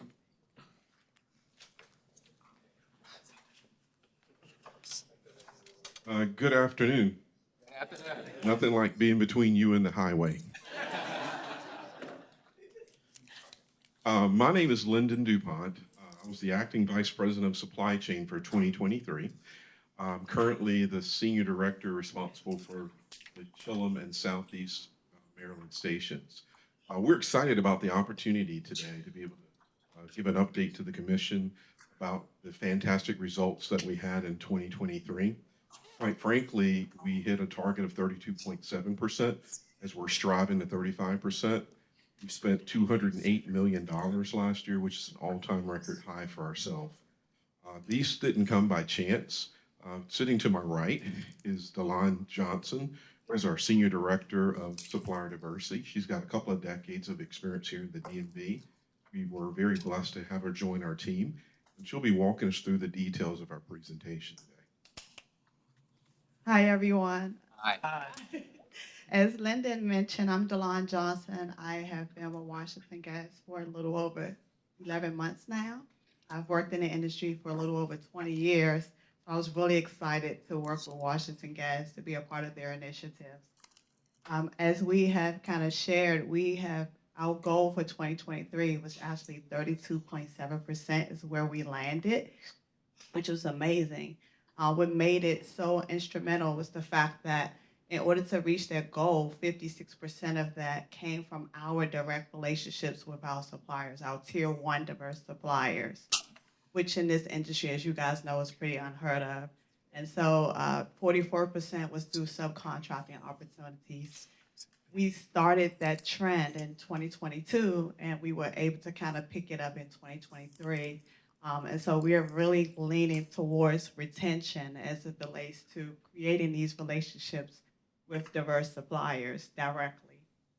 Our strategy has also been not just the relationships with the tier 1 suppliers, but also just making sure that we are proactive within our community and what that looks like. So partnering with our advocacy community partners has been very instrumental, as well as hosting events ourselves to create our relationships. And then lastly, just really always proactively looking at our strategies to ensure that we're headed in the right direction and to make sure that we're measuring ourselves, one, against the MOU that has given us some guidance, but also listening to our community to see what their needs are. So just even sending out surveys and hearing from diverse suppliers to learn more from them has been one of our strategies as well. We have and also included just the automation perspective of it. So we have a vendor portal that we utilize as a proactive way to just gather information from diverse suppliers. So when solicitations present themselves, we can actually have their information and be more proactive in having them in advance, establishing that relationship. Also, we utilize a portal where we collect information from our non-diverse suppliers to capture information, and on a daily basis, just looking at that information to see whether or not there's opportunities for growth. If they're not certified, getting them certified, and how we can be instrumental in helping in those initiatives. And then I would say also just working very closely with business units and also the supply chain team has been instrumental. So we meet on a monthly cadence with our business units and our supply chain team in order to ensure that I know exactly what opportunities are coming down the pipeline, and also just constantly being consistent with them so that they know supply diversity is extremely important and that we can work together on identifying opportunities for diverse suppliers.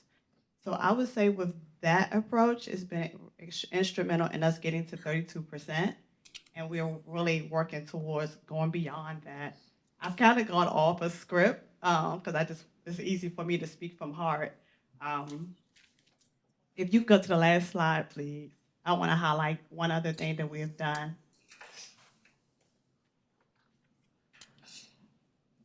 So in honor of Harold D. Williams, we actually held an event to celebrate in his honor an award called Harold D. Williams because he has been instrumental in some of the initiatives that we have taken on.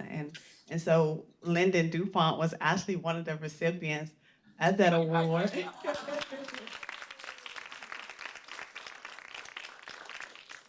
We also gave awards, which we call Trailblazer Awards, to some of our community partners, some of our non-diverse suppliers, and then also some of our diverse suppliers who were all instrumental in us meeting our goal. Does anyone have any questions? I'll make one comment. One thing neat about the award program, we've actually had a supplier, which is our biggest supplier, that's been struggling to hit their sort of internal contract. And they didn't get an award, but after the award session, it goes, hey, Delon, we're going to win one of those next. And they've been working to actually improve their supplier diversity. So much like rate making, typically there's some type of incentive, motivates the parties to kind of do better. And I just wanted to compliment Delon. Those are all part of her strategic ideas that have really been paying big dividends. And we're committed to getting a 35% by 2028, which is our MOU commitment.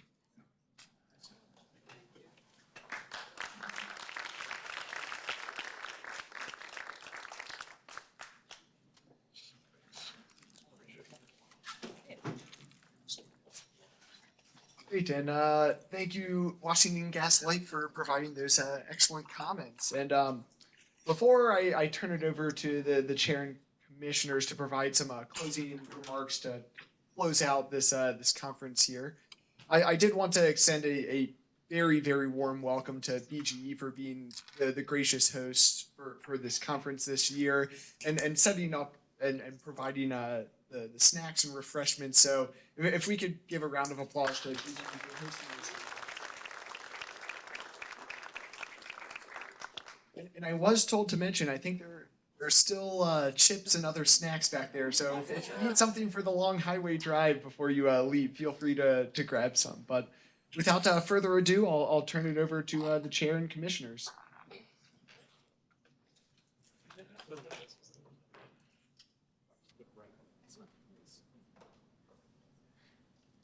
Well, I just want to thank everybody who participated today, starting with the companies that actually do the hard work of making this diversity, supplier diversity effort work.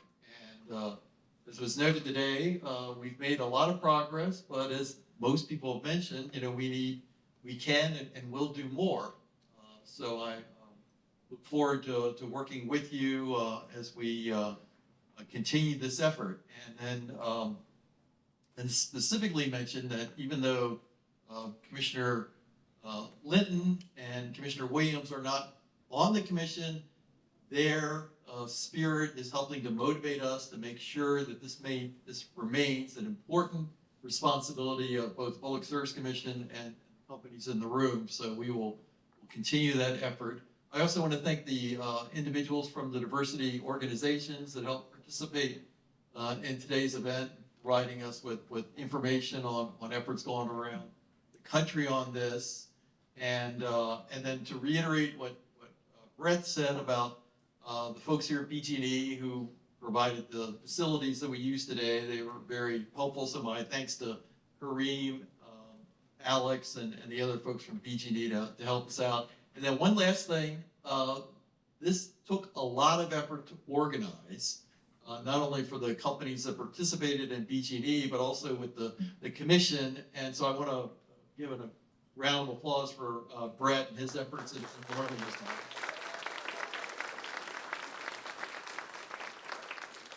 With that, I will thank you and have a good day.